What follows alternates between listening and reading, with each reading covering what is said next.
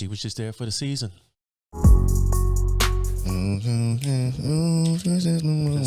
It gotta stop one day. It gotta stop one day. I hear you. I hear you.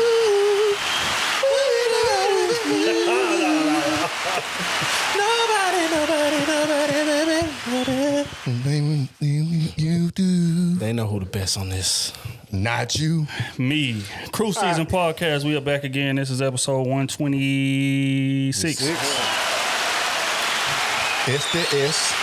Episodio 126. Okay. We'll try to The get Krew Season Podcast. we'll try to get fancy. Goddamn with it, me. man. I see you, man. Kenny T is in the building. OT is in the building. What's good? Y'all know Smooth is in the building. What's cracking? Cool. I'm D Trill AC. This is another episode of the Krew Season Podcast, man. How you fellas doing on this glorious night? Cool. Great, man. Great. Okay, we had some news that broke out, man. There was some facts that hit the timeline about Deion. Goddamn right. I always swing. Just jump straight into it. Don't even check the tip. All I'm gonna say Don't is, even check the tip. I ain't say I hate Deion. I hope he does the very best at Colorado. He You exceeds was at talking. Colorado. You was talking greasy. rolling. You was talking greasy. But did I hope his downfall or anything? No, that's what it sounded like. It sounded like that's what I took from it. And at the end of that, I said I hope he does good at Colorado too. In that whole conversation. But y'all can speak after this about these non-facts or whatever y'all gonna say. You know what I'm saying? Because then we're gonna bring up Meg and Tori's situation. Then we're gonna see where y'all stand. Look here. Give me the facts. Allegedly, with some facts that hit the timeline. It's not facts. Hey, man, let my man talk. The post said allegedly. Let my man cook, man. Sources. You can't say allegedly facts came out. Let my man cook. Yeah. Allegedly facts came out. Allegedly, it was some Allegedly, accusations Tory shot Meg. that hit the timeline. Allegedly, it was some accusations. And those accusations read that Deion took part of his salary to not only help, upgrade the school, upgrade the locker room, the football center, the stadium, things of that nature, right? But it was also to help pay some of his assistant coaches. And then with the influx of money that he brought into the system, which was, millions of dollars, They was stealing. they were stealing. Upper management was stealing. They said that it came up missing. They said that, we guaranteed you some of the ticket sales, but we only sold this much, which was right up under the threshold of which they were supposed to pay him. Right? So these are a lot of what, allegedly Deion was dealing with. And that provoked him to dip out and go to, Colorado. So I just want to get y'all's take on, just some of the accusations that came out and whether or not you guys believe them or do y'all think it's all just, BS? I believe him. I ain't never known Deion to be no sideways ass man at all. I ain't never seen him half stepping. You know what I'm saying? What he did for them kids was honorable. You know what I'm saying? Like building that facility from his own money, that was crazy. I found that out. I was like, damn, the school didn't do that. Every other school that we know of do that for their kids and do that for some ball players. You know what I'm saying? Boy, what, $100 million? He put part of his money towards the school. The school put the rest of the money towards it. Them coaches ain't doing that, though. What coaches are doing that? What coaches on this planet is doing that? Mark Richt donated $1 million to the Miami Hurricane. He stole that. See?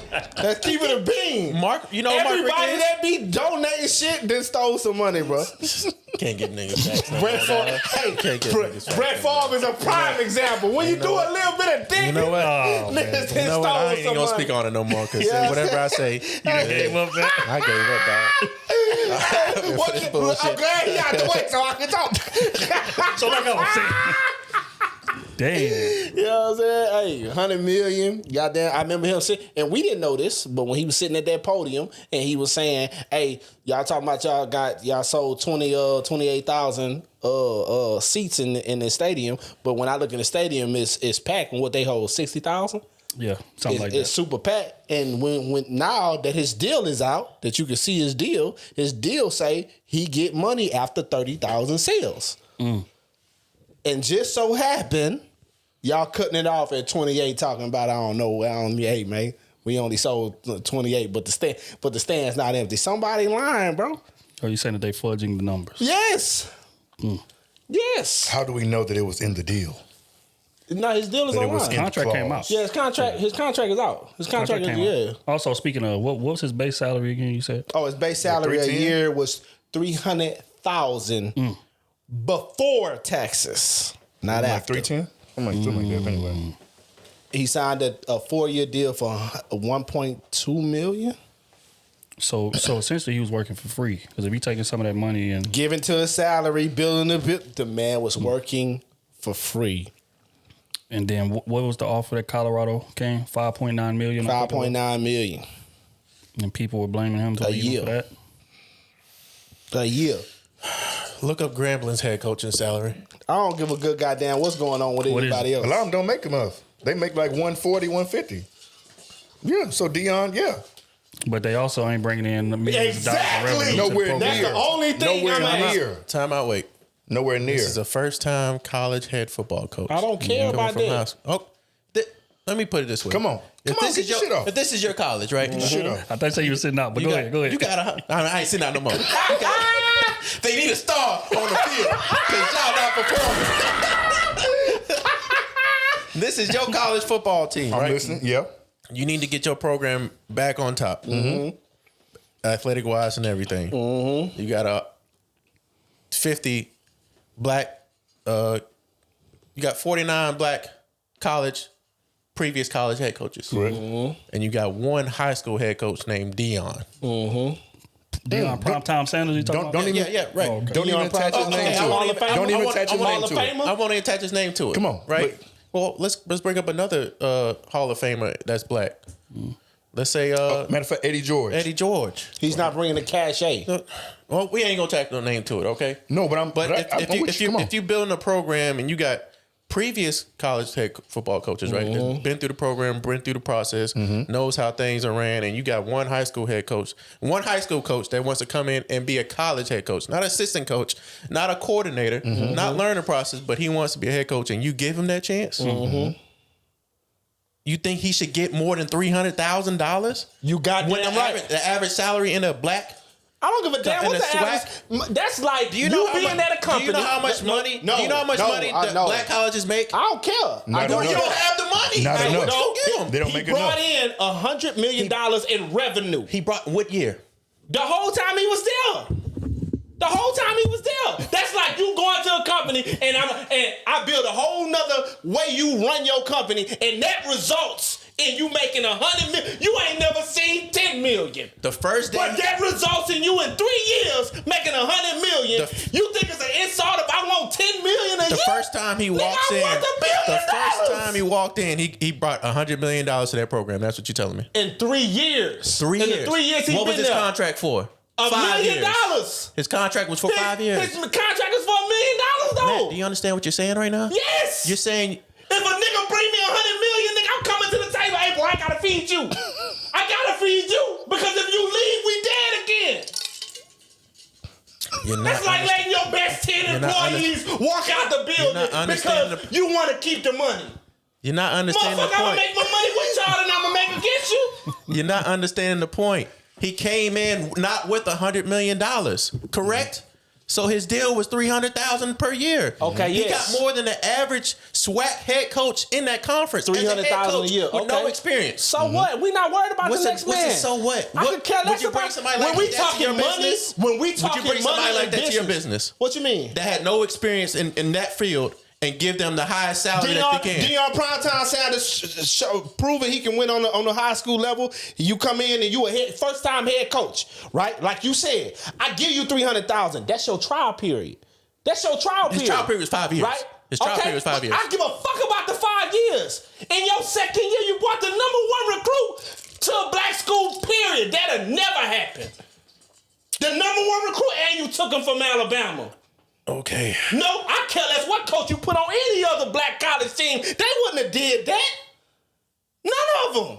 So you worth the money. Just really quick, I just want to add. Okay. Eddie George makes $400,000. Exactly. Come on, man. I'm just want to add that in. And he ain't gotta pay his staff. But where he come? Nigga ain't gotta build no facilities. He been there. Damn, hold on, I don't see that yet. But that happened on the last year. It's through 2025. So you mean to tell me they lost to Deion and he got more money than Deion? That's what you telling me? That's what you telling me. Because didn't Deion won last year, right? That happens all the time. He beat everybody's ass last year, right? He went 12-0, right? Fam, you just don't. That's all I'm saying. That's all I'm saying. And then you give a nigga I done beat the fuck down 100,000 more than me a year, and I'm responsible for 100 million in the conference. Man, I'm gone. You know Colorado don't have five. I'm gone. You know Jackson State don't have $5 million to offer him. They would have had it. They could have found it somewhere. Shit, Colorado don't have $5 million. Obviously. And he left. And they don't have it. You know why? Colorado said, we ain't got it, but we gonna get the money. No, first game, we gonna have your money, boy. Don't worry about it, boy. We got you. He did say that. That's what he said. Jackson State could have been. Jackson State could have said the same thing. Hey, bro, we ain't got your money right now, but we gonna get it. We gonna get it, goddammit. And that would have trickled down to the other coaches in the SWAC, and if they would have got millions of deals. And if they couldn't get the money, then what? Hey, boy, you better do what you gotta do. You're stealing from me. They said they promised me this, and they ain't doing it. Come on, dog. You better do what you gotta do. That can go Just with Colorado too. That can go like that with Colorado too. That ain't. But you see what's going on. He getting the recruits to come through. Them NIL deals coming through. It's gonna be some money. It's gonna be some money somewhere that they gonna scrape up. Hey, taxes is going up. Boarding and missing is going up. Every books is going up. Boy, everything. We gonna get this money. We gonna get this money. And now you're bringing the right point about it was about the money. Hey. At the end of the what in this world ain't about money? Everybody act like, oh man, I gotta do it to the coach. I gotta do it for the coach. Man, you keep doing it for the coach, all these niggas gonna stick you in your back. That's just how this shit work. My thing is this though. It's like at the end of the day, like even if it's not like primarily about the money, Deion essentially working for free. You know what I'm saying? And on top of that, I'm bringing y'all way more revenue than y'all have ever seen. Mm-hmm. So I need my deal renegotiated. Renegotiation of deals happen all the time. Just look at Michael Parsons. I guarantee you next year he will not be making what he's making this year, and that's not the end of his contract. So at the end of the day, you gotta keep it fair, and you gotta represent what this man is actually bringing to this. That's true, but nobody said that Jackson State didn't try to renegotiate with him. After he got the deal. And how much did they offer? Offer him what they could offer him. Yes. Right? More money. Hold on. I think because I did read this somewhere. I think it was $1 million a year was what they offered him on the way out of the door. Mm-hmm. And they knew that wasn't gonna keep him. You knew that wasn't gonna keep that man. Hey, if you want to go for money, then say you're going for money. But when he came in, it was about what he said in his speech when he was on the podcast. I want to change black culture. I want to put it on the map. I want to make him seem like these black schools can compete with these other big schools. That's what he said. He did nothing to compete with other big schools yet. He just could compete with other black schools. That's all he did. He ain't did nothing that can compete. He did things compete with other SWAC colleges. Okay. Yes, cool, true. They say anything about Grambling. They can compete too. But now he got to prove himself. But he said he wanted to compete with bigger schools, and he never did that until he played South Carolina the year before that and got blown out. And then got scared. Players. He ain't had no players the year before that, and he lost games. When he got players, he went 12-0 twice. That's a fact. He didn't play a power 2 years, he went 12-0 twice. He didn't play a power. And then he kept it a stat. Hey, yeah, we not he ready played to South play Carolina last year when he went 12-0 and got smoked. Exactly. I ain't seen that. I ain't see that. Look it up. I need to see that. Pull your phone up. Pull your phone up. My phone on 10%. Pull your phone out, Otis. No, my phone on 10%. Show him. That's why I ain't in it. My shit on 10%. They got smoked.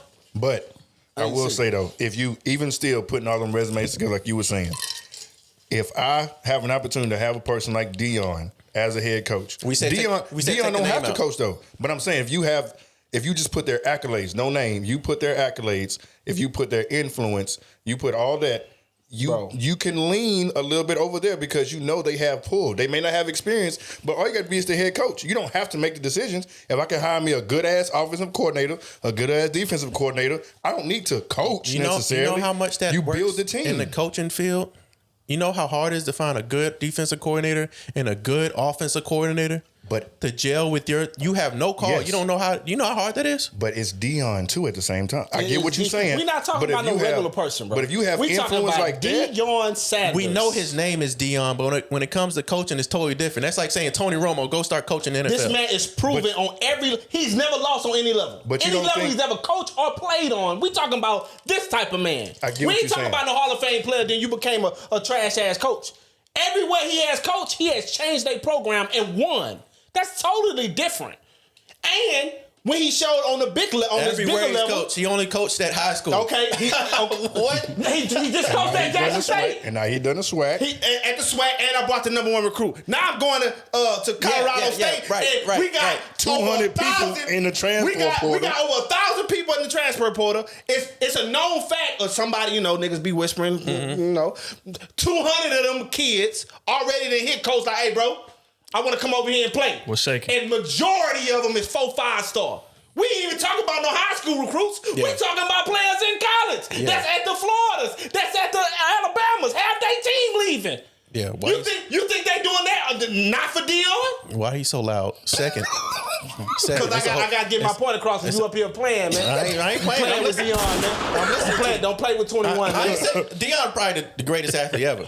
I never said he need to fail. All I'm saying is what he brought into when he was trying to go to Jackson State. I want to change the viewpoint on HBCUs. I want to make them be able to compete with the top programs. Exactly. That's what I'm here to do. Yeah, and but if you gonna steal from Matt, me, can I finish my point? Can I finish my point? Let me finish my point. Let me finish my point. Let me finish my point. Okay. Go ahead, cook, Kenny. If that's what you're saying you're going to do, then you stay there for your full 5 years. And when you want to leave, you can say, hey, I did my term of 5 years. I did what I was supposed to do. And now I'm going on to a Power 5 school.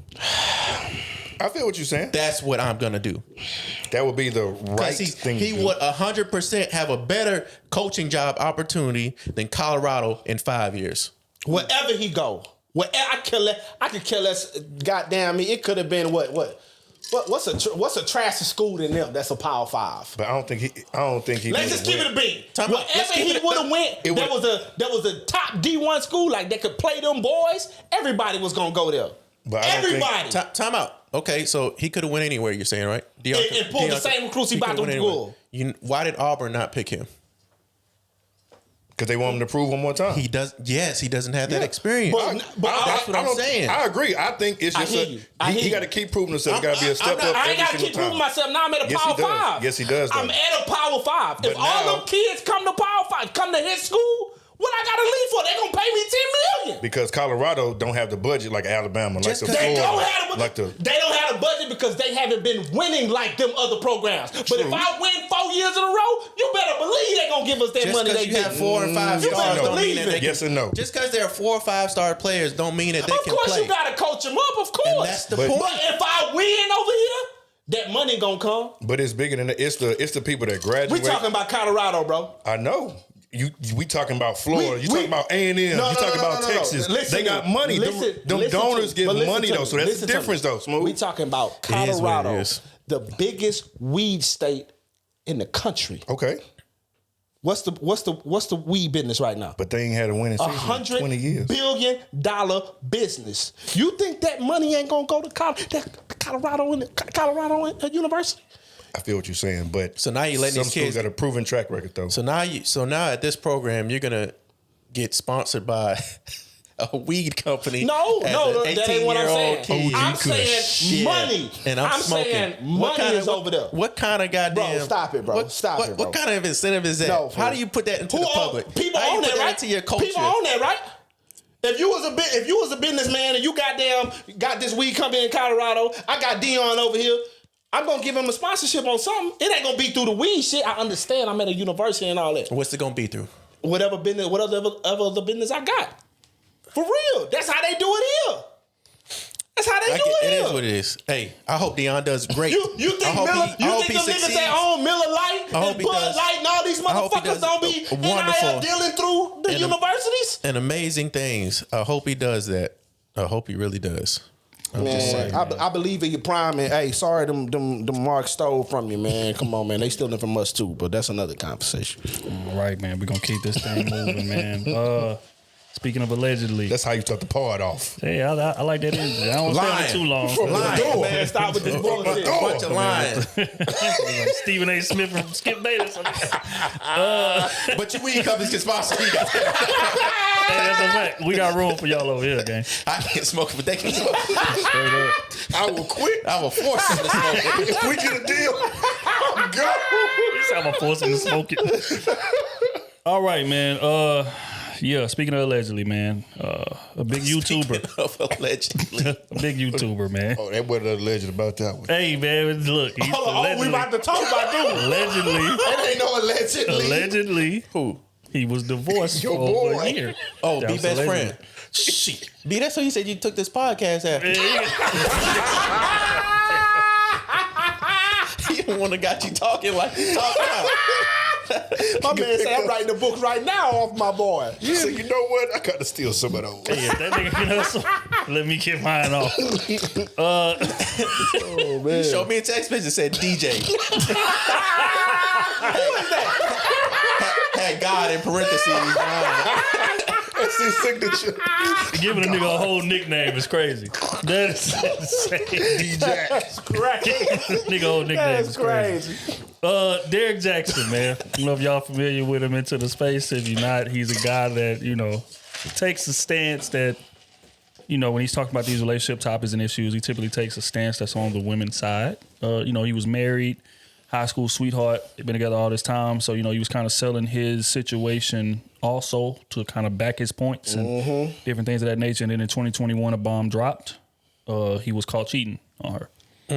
And then after that, I think it was in the Helmet of Salvation episode. If y'all tapped into this pod. You remember that episode? That was a cold episode. That's a classic episode. We named that shit Helmet of Salvation. Yeah, we did it on the Salvation. Sure did. But yeah, Without the cover too. After Jackson State, we got Helmet of Salvation. hey, After Jackson State, we got Derrick Jackson. how did I miss that transition? Both Jackson. With a Jackson. Both in cheating scandals. I dropped the ball completely. Hey, I gotta ride with that one. Hey, I gotta ride with that one now. Hey. I dropped the ball completely on that transition. It was so much material was there, man. Speaking of cheating scandals, that's crazy. 2021. Hey, whoever edited our podcast, you go ahead and edit everything I said. We need to transition to the speaking of scandals. Man, that is gold. That is gold. 2021. Accusations broke out that he was cheating on his wife, and then receipts came behind and said accusations. Actually, the woman he was cheating with came out and, stamped that and clarified, me and him been seeing each other for years. And as a matter of fact, he was shooting some of the content that people love on his YouTube channel from the side chick's crib. Damn. Right? So this hit the net. Of course, he tried to deny it, tried to play it low, but when the receipts hit and he got public outrage for it, people felt cheated, people felt finessed because he's been selling this dream of being a, perfect husband and blah, blah, blah. So him and his wife came out and sat on the couch, when she had a bonnet on top of her head, and, he kind of explained some of the accusations and, some of the reality at that point that had been happening. He had cheated on her, whatever. He was, they were working through it. He was sorry. He got a little closer to God, and they was going to try to, continue this thing the right way, right? So then after this, he kind of disappeared off the scene for a minute to kind of, get away from the vitriol that he was facing, which was a lot. And back on the hose. And then, recently in the past maybe 6 months, he been trying to creep back in here. I've been seeing little clips, posted, women like, nah, y'all got to give him another chance, this, that, and the third, what he did in the past, whatever. But, he made good points. Like, he been trying to creep back in here, wearing, like, leather jackets and things of that nature. And then, boom, about a week ago, some more accusations hit, followed by receipts again. Tasha K, I think, is the one that uncovered it. She posted pictures of him in Art Basel in Miami. He was out with a chick, and, as a matter of fact, fans was video recording him. It's like, I know that's not his wife. Pictures hit, all type of stuff, right? So when that hit, he tried to come out and say that he, he's divorced or he's getting a divorce. And then his wife comes out behind him and says she was new to all this information. She didn't know this was happening. Now that part I missed. Yep. Damn. Yep.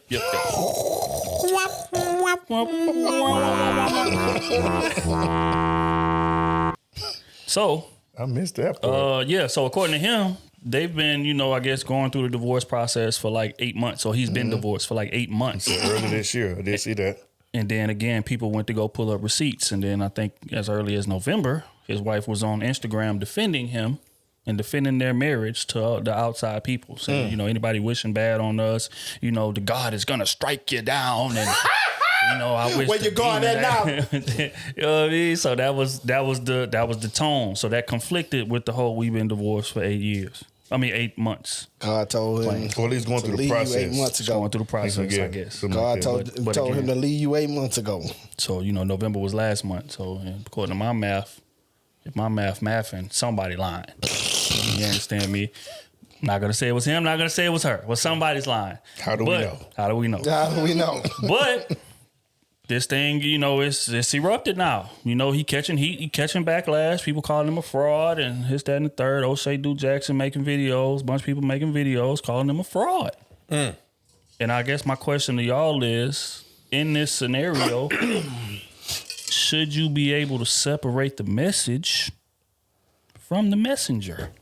Or is his whole image gone, fool? Okay. From what he built it on. If he built it different, then that'd be totally different. But you built it on you and your wife. I'm the greatest man ever. I would never, and all that. And then we found out that all was a lie. You know what I'm saying? Everything. Talking in third person about the life he was living. Like, come Giving on. Like, what not to do. You know what I'm saying? After he finished doing it. Also belittling men for why cheating. he was doing it. Why he was doing it. Yeah. Belittling men while the girl next to him rubbing his shoulders and him dropping content. Maybe he felt bad about the things he was doing, and the only way to get it off his chest was to say it. So it's a sum of all parts. So I'm doing wrong here, but I'm gonna make up for it here, so that way I can be. I'm gonna be helping thousands. I don't know. I'm just trying to make up a lie for him. I see where you're going with it. We're gonna ride with some that. people can do really bad things, but give really great advice on things. You know, Pastors do it all the time. You know, it's Pastors be messing around with your wife all the time. I done ran into some. She gonna get it together, boy. Ran into some smart and very intelligent crackheads. Yeah, I got one in my family. Very smart, very intelligent. Give you all the great life advice, but still go out and do whatever he's addicted to. Man, And I mean, damn. Does that cheapen the message? No. To me, no. Yeah, as long as you're not following. They're trying to give me good advice on things you should do the right way. That's like whenever you're working a job, I'm going to teach you the right way to do it, and I'm going to teach you how I do it. Here's the right way, and here's how I do it. No, you're right. Don't follow me. You know what I'm saying? I'm gonna get you fired. But this works. But this is how I do it. But don't follow me. You know what I'm saying? But I'm going to give you good. Where he fucked up at, he was saying he wasn't doing none of that shit. That's That was why it. I said That was it. No, like in that part, yeah, it fucks with the message. And you know what's crazy too? Like, it's crazy because people will forgive you for doing it. Bro, you see They the will. women. You Like, see them prime desperate example, women? what's his name from the damn show? What was that? Not Good Morning America. What was that show? This scandal with the dude, the two co-hosts, they was messing around. Oh, that's Good Morning America. That's Good America. That's Good Morning America. They was giving him a pass. Like, well, look at him. I mean, you think all the ladies gonna be after him? What you expect? Like, But you are jumping ahead a bit. But you can. we go. Oh, never mind. It's all good. I didn't know this. It's all good. No, my point, I don't think it. Man, that's hard to say. If he's not belittling me or saying, you know, negative things about people who have done wrong, you know what I'm saying? But and he's just trying to give out a good message on, hey, this is how you should be as a husband. This is what you should be as a boyfriend or whatever it is. I think you can separate the person from the message, and that if you want to listen to the person. If you're going to sit there and listen to him, then obviously you're going to have to separate the person from the message. Yeah, that's the only thing. He was belittling men doing that, but you was doing the same thing. Right. Yeah. Yeah, I'm with it. You can give advice all day. Yeah. Because people can take, pick and pull what they want. It don't matter who you are, where you come from, your background. Like, if you saying shit that makes sense and you can pull and actually use the tool that they're giving you, then yeah. Because, people can go back on my ass and be like, nigga, you can sold this shit. You done told me this and you doing this on the back end. Right. Now it's like, damn. Now it makes me as less of a person, but I'm trying to just give you the best advice to do what I did wrong beforehand. You know what I'm saying? But see, I think the difference between you and somebody like him is you get that disclaimer up front.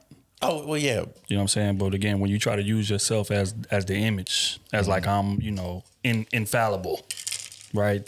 O said talking about himself in third person, using his marriage as, reference to back up some of the advice he giving you, then it's like, all right. You know what I'm saying? But like I feel like the best, just like you talking about like crackheads in general, I feel like a lot of them will say, hey, bro, I made a million mistakes. Don't go my route.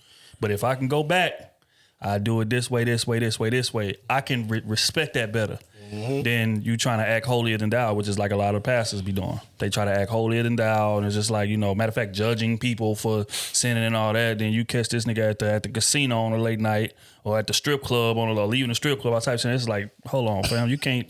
How you gonna crucify me and you doing the same shit? You know what I'm saying? But I think the Lord's work. He trying to go in there and save some souls. I'm trying to get the demons out of here. Too much ass. Come on, you fucking six. I've been waiting on you all night.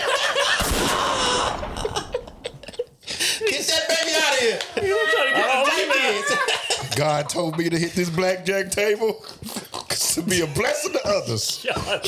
They ain't even rolling that. Trying to roll that six all night. Boy, they lost 40,000 in the congregation.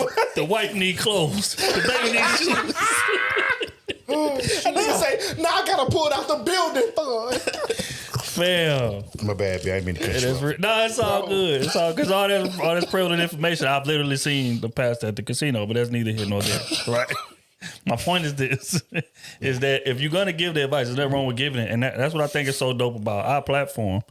We'll give you the advice, but we're not gonna sit here and act like we living perfectly. That's just not. We say it all the time. The whole point of the advice, is for y'all to avoid the mistakes that we made. Which way is perfect? That way. Nowhere close. So I think that's where he ruined himself at. You know what I'm saying? Because he basically sold a dream that wasn't true. That was it. Yeah, but in terms of his the situation going forward, I mean, I don't wish the man no ill will. I mean, I feel like he a hell of a hustle. He hustled the shit out of these women. Hustled the shit out of them, and they still. Real. And what's crazy is he got a lot of them still in the trance. Yeah. Speaking of it, then while we going through all this, maybe he still dropped the book. All out of gates to unpack what happened with the. You know what I mean? Hey, hell of a marketing man, I tell you. That man dropped a book for what? Oh my God. He did to discuss how he's navigating going through all of these issues with his wife and how we're going to work through it and things of that nature. Yep, that's disrespectful to your marriage, dog. So I mean, and women hated him. The check. It's a bag there and it meant to be got. Hey, so. I got to go get it. That's speaking of the bag, in an uncomfortable situation, R. Kelly recently released the album. I didn't even get to hear. While being behind bars, and on said album, he has 3 songs that are tied together, sort of like Trapped in the Closet on one of his previous projects, and it's called "I Admit It." And in these songs, he, basically makes excuses for why he did what he did. Mm-hmm. You know what I'm saying? And, a couple of lyrics he was speaking about, I like older women. I like younger women, and I shouldn't be vilified for that. And, it's not all the way true what they saying I did. And, things of that nature. That was the tone of it. And, from what I hear, the album sounds pretty good. That's what they say. That's what they say. They say it's hard. I'm not saying I listened to it. But they pulled it. I was trying to listen to it. Allegedly, they pulled it. They can never pull it, baby. It's out here. It's out here if you want to find it. You know what I'm saying? Okay. So, I guess I ask y'all, again, can you separate the message from the messenger in these type of situations? Or in this case, can you separate the art from the artist? Or should you just cancel it all together? It depends on... Man, I can't listen to that damn song. It depends on what the allegations was. Or what's true. He said, I admit it. To sleeping with some young... Come on, dog. They don't even... I can get even interested in listening to. Because if I ever have a daughter or a kid, I'd be pissed off. Mm-hmm. Like somebody just going to release a song like that. And I could think my daughter could have been, or my son could have been in this situation. Right. And he going to be like, oh, well, you know what? Since I'm here, I was already lying the whole time. Now, since I'm in here, I might as well tell the truth. What type of slap in the face is that? My thing is, man, I don't know if I can separate it. I don't know. But I think everybody needs to be in jail, though. I think he should have ratted everybody out. That's what I think. Everybody that was associated. Everybody. I'm in jail because of y'all, and this shit been going on. No, he in jail because of them. Because he couldn't pay them. And, somebody been ratted on. Wait, what? No, but he in jail because of himself. Wait. That's real, though. Well, for himself, but you know what I'm saying. I get what you caught. You're right. He got caught because of the, I know. Yeah. All right. He couldn't pay him no more. And they say, you know what? I think I know something. I think I know something, officer. And that's what happened. You know what I'm saying? So, yeah, I don't know, man. But as far as the music, I don't know, man. Yeah, man, I can't do it. I started to just go check it out just to see, but it's just I can't do it. I can't listen to the classics no more, man. But now I'm not saying that if it come on the radio or if it comes on randomly, I'm gonna go run to cut it off. I'm not saying that, but I'm saying I'm not gonna actively go out. You know what, man? Let me go listen to some old R. Kelly. Mm-hmm. It's just it's tough, man, because I can't listen to those lyrics the same because my mind goes immediately. He was talking about them young girls. Right, and I can't. Because on his album also, another thing that he admitted to was the Aaliyah situation. He said I did that. We know. Yeah, she was We married knew to. Right. The facts is out. Well, you been trying to lie forever as to how old she was, but the facts was out. You know what I'm saying? But he basically admitted to it on his album. So, yeah, and again, I'm not here to promote the album, but we got to speak on it. These things happening in pop culture, we got to talk about it. So I just want to get y'all take. We ain't gonna stay on it too long. We're gonna keep it pushing. Scandal. Let's stay here, man. TJ Holmes and Amy Robach of Good Morning America. There was some consequences dished out since the last time we spoke on this thing. Now, last time, for anybody who's unfamiliar, they were co-hosts at Good Morning America. Both were married. Mm-hmm. And one of the spouses hired a private investigator to follow them around because they sensed something was going on, and they caught them out at a cabin, Airbnb style. They thought they was, low. They done packed up and went on a little vacation together. But the private investigator followed them out there, videoed them all leaving out the cabin, videoed them at the bar, hugging and, cozy and lovey-dovey and kissing on each other and feeling on each other and all that. Boom, hit the timeline. Timeline went crazy. But despite that, Good Morning America allowed them to come back on the show immediately after and do a couple episodes. And ultimately came to the conclusion that it's just too big of a distraction. So we're going to suspend both parties. But they are currently actively searching for TJ Holmes' replacement. And they are, basically going to let Amy serve her suspension and come back. Now, the reasoning for this, they're saying is, TJ Holmes, this isn't his first offense. Allegedly, he had a couple instances before this. So it's a cumulative thing. And, they're actively searching for his replacement. Again, this is allegedly. I can only give you the information that they're giving me. I got a couple insiders at Good Morning America. But now I'm fucking around.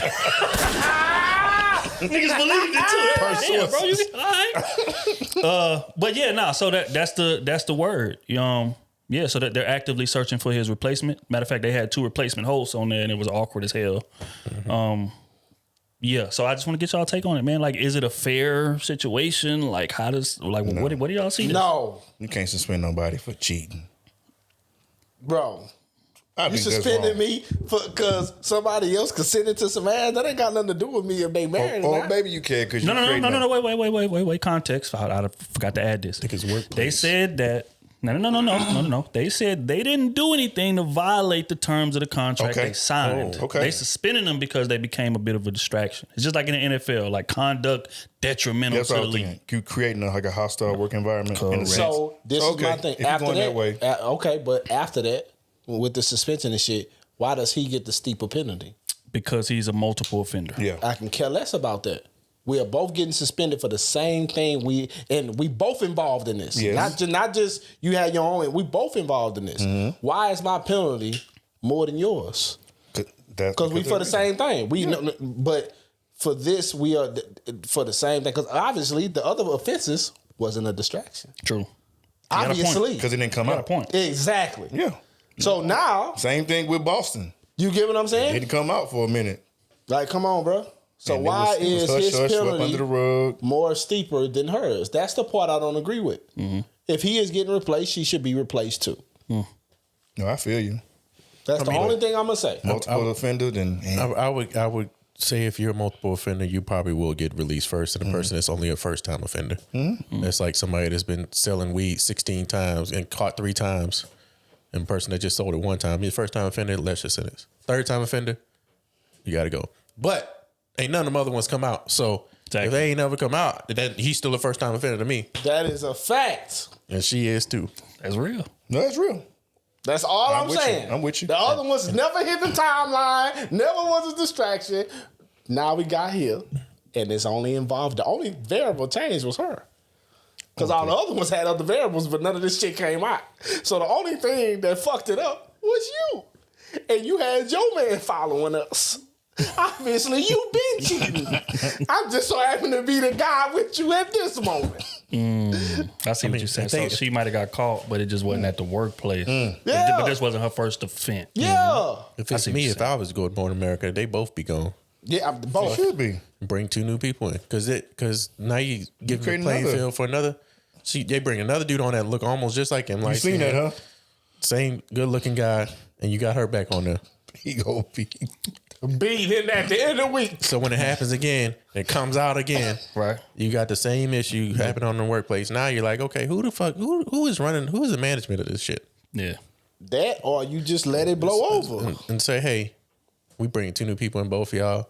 Sorry, whatever it is, go ahead, go through your lawsuit because they probably gonna sue you anyway if you try to let us off for that shit. Of course. Either bring them back, say, hey, this is what it is, or get rid of them and go through your lawsuit. My only question is this, honestly speaking. Okay. If y'all was the bosses at the network, would y'all let it ride out just a little bit? So I'll you let can it ride. ride these ratings just a little bit? I let it ride. hell yeah. My company, hey, we know the fucking people around here. Oh my God. We know. This is, now mind you, contest, this is ABC. This is a big ass network. Hey, so I'm hey. saying, but because the stats came out and the past couple episodes was some of the highest viewed episodes in history. So I'm saying if you boss, that situation, me personally, I would have let it ride a little bit. Man, Just to see what we can milk it's a little it. suspension. I see if we can milk it. We just shot 3 episodes in that 4th episode. Hey, now I need y'all to apologize for this shit. That's it. That way we can push forward. And I wouldn't even did that. I would have gave them their own reality show on ABC. You understand me? You understand me? We gonna monetize on it 2 times. You understand me? Now get your husband on the ball. Right. We gonna interview your husband who hired the private investigator. Like, we gonna make I need this the a whole thing. story, 60 minutes. Right. Could you imagine the ratings for that, man? You know what? The manager and the people drop the ball. They need to be fired. That's all I'm saying. You taking money from our network. You ain't working it right. Right, because they gonna bring in 2 new people and the ratings gonna hit the fucking ground. But the first time nobody know them, and second they gonna be like, oh, really? Y'all just got rid of the... So, I don't know, man, but that's hard right here. And then she gets to stay. That's fucked up, bro. That's the only thing I don't like. That's fucked up. Yeah. Well, and again, this is allegedly, she's not back from suspension either, but allegedly they're actively looking for his replacement. That's word from the, word from my source at ABC. That's because somebody else above at the top wanted to hit her. Thinking lowercase a. At the CBA. That's because somebody at the top wanted to hit her. And niggas be hating, man. And the host actually hit her, so he said, I got to get rid of him to get my time in. Hey. And that's what's going on. Hey, that's how I go, bro. All right, we're going to keep this thing moving, man. Prayers to all parties involved, man. Prayers for my dog, TJ, man. You don't land on your feet, big dog. It's going to be all right. Real talk. Come on, season. We can cover the story. Kid, man. We'll put you under the payroll, man. Don't worry about it. Might be able to teach a course. Speaking of cheating, we're going to stay on cheating. It says don't cheat if your name is not on the lease. Oh, shit. Play this clip, man. Hey, man. Hey, fellas, man. Listen, man. If your name ain't on that lease, do not cheat. I ain't saying I was cheating, but I was, kick me out the crib, man. I was paying the bills and had that goddamn rent, man. You see what I'm saying? Still kick me out over a petty argument, which wasn't no argument. She would just think I was cheating, and I wasn't. I was out with the fellas. You know what I'm saying? I was in Matt Main house. But she didn't want to hear that, though. So, called the police, told me to get out. I ain't got no money. I had a few dollars, but I had to get the fucking storage unit and get the month free jank for $1 down. You know what I'm saying? Because I ain't sleep on the streets. It's too cold. So, I gotta wash my ass in the bucket. Oh wow. You know what I'm saying? You got a storage unit for real. Use this book bag, gotta hold the goddamn door so more open and everything. But I'm gonna thug it out though. I can't afford no hotel room right now. Right? My dog's struggling, man. Don't cheat if your name ain't on the lease, man. What's your thoughts? I wasn't cheating, but you know. That told me enough right there. Right there. I don't know. I need to know. You got to be the dumbest, stupidest. Who moves it? Hey, man. Fam. His credit was bad. Hey, they are actual people that live in storage units though. For real. I ain't care about the storage units. I don't give a He fuck talking about about why would you move with her? That's what he talking that. about. Moving with her. Oh shit, yeah. He was paying this side of the rent. Fuck that. I thought he said he was paying all the bills. He said he was paying half the rent and the bills. Yeah. I'm going to the cops. Hey, can't, because we had a situation where I got bills coming to my name. I don't know about New York, but in Texas, common law, she wouldn't be able to kick you. that's what I'm saying, because they had a situation where that little sugar baby or whatever, she cheated. She brought a dude into her sugar daddy crib. He kicked her out or tried to, and the police let her stay there until she found a new dwelling. Mm-hmm. So that's what I'm trying to figure out. Like, is that the same? Yeah, I don't know about New York. It's different in every state. Yeah. Gotcha. I don't know, man. But don't cheat. I don't know, man. So okay, If it ain't in your fucking name, you obviously don't cheat. If it ain't in your name, don't Your move spot in. where you lay, Don't get caught. when you lay your head, don't fucking cheat. Just don't do it. If it ain't in your name, just don't cheat. Bro, if Go your ahead name and ain't leave on your You ass. say it if it is his don't name, you move can cheat. in it. If you only paying half the bill, what other half of the money going? Put some in the savings or something. Bro. His You half- can't his- afford a Motel 6. his Don't half is move his half. in That's with it. nobody that your name ain't on that lease, bro. Because people get petty with that, bro. People get petty, bro. You damn right. Oh, you goddamn right. If it's my spot and I catch you, You getting dick goddamn down by right. another dude, come on, what? I ain't paying for you to stay here. You got dick all on your breath when you wake up in the morning. You in my All face. the tonsils. Bro. No, you gotta go. Bro, that's why I say, hey, it ain't healthy for you. It ain't healthy for your sanity, for your ass. For you to be moving in somebody else's crib and your name ain't on shit. Ain't on no bills, no nothing. I would sit right by the door. Wait for that bitch to crack open. But you gotta put me out. He thought you were just gonna get me. Have a book ready, sit right there, right when you crack it open. Bop! Damn. It's open now. I'm here. It's wild out here, my nigga. Okay, but now Kenny touched on the topic that I think we need to kind of delve a bit into. Come on. He said, hell no, he shouldn't have moved in with her. Do y'all agree with that notion? A man should never move in with a woman in her dwelling. Is that what you're saying, Kenny? Never. Never. Do y'all want to speak to why? Sorry, he asked Kenny and I answered. No, that's all good. I mean, I asked everybody. But I just want to know why Kenny said that. If you're gonna do that, at least be able, if y'all splitting the bills, or if he's paying all the bills, no, don't move in with her. Have your own place. If you're paying all the bills, it's under your name. Yes. It's just like with a car. That's just like with everything else. If you're paying for everything, why the hell is it in their name? You're just building their credit, and your credit is doing nothing. Right. But if you're splitting half the bills and the other half needs to go just in case Shit like go this. down, she could just say she just don't want you there and That's kick a you out if fact. that's the reason. True. That's a fact. That goes for women too. If we gonna have the reason for the half is so I can save money, put it somewhere, not to go out here and cheat. And now you can't even afford a Motel 6 for one night. You washing your ass out a bucket. That's Just tough. I need that dollar storage unit real quick. With that bun free. But they about to hit him over the head for that second one. That's a fact. I mean, come on, man. $69 a month. Right. You got to be smarter than that, bro.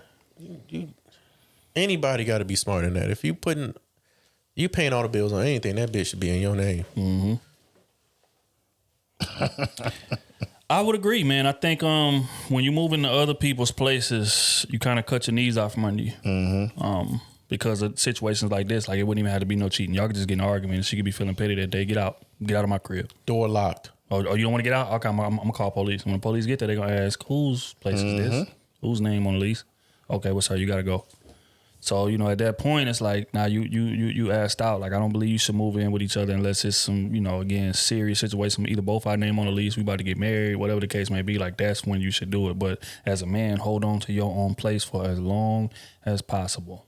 because when things switch up, especially before marriage or before engagement, right? Like, you know, things are gonna switch up drastically. A lot of women feel like, okay, once we moved in, we married, so they'll start moving that way. You know what I'm saying? And a lot of times, you know, you may still just have your habits or different things that you like to do or want to do, because everybody lives differently, right? Like, I may want to sleep with the TV on, she don't. Or I may, you know, I wash my dishes every Friday, she want to wash hers every day. You know what I'm saying? So like, y'all clashing for different things like that. So you got to make sure that y'all future is solidified before you just say, you know what, fuck it, I'm just going to move in together. You know what I'm saying? So if I had to give some advice to young people, wait till y'all engaged and then move in together.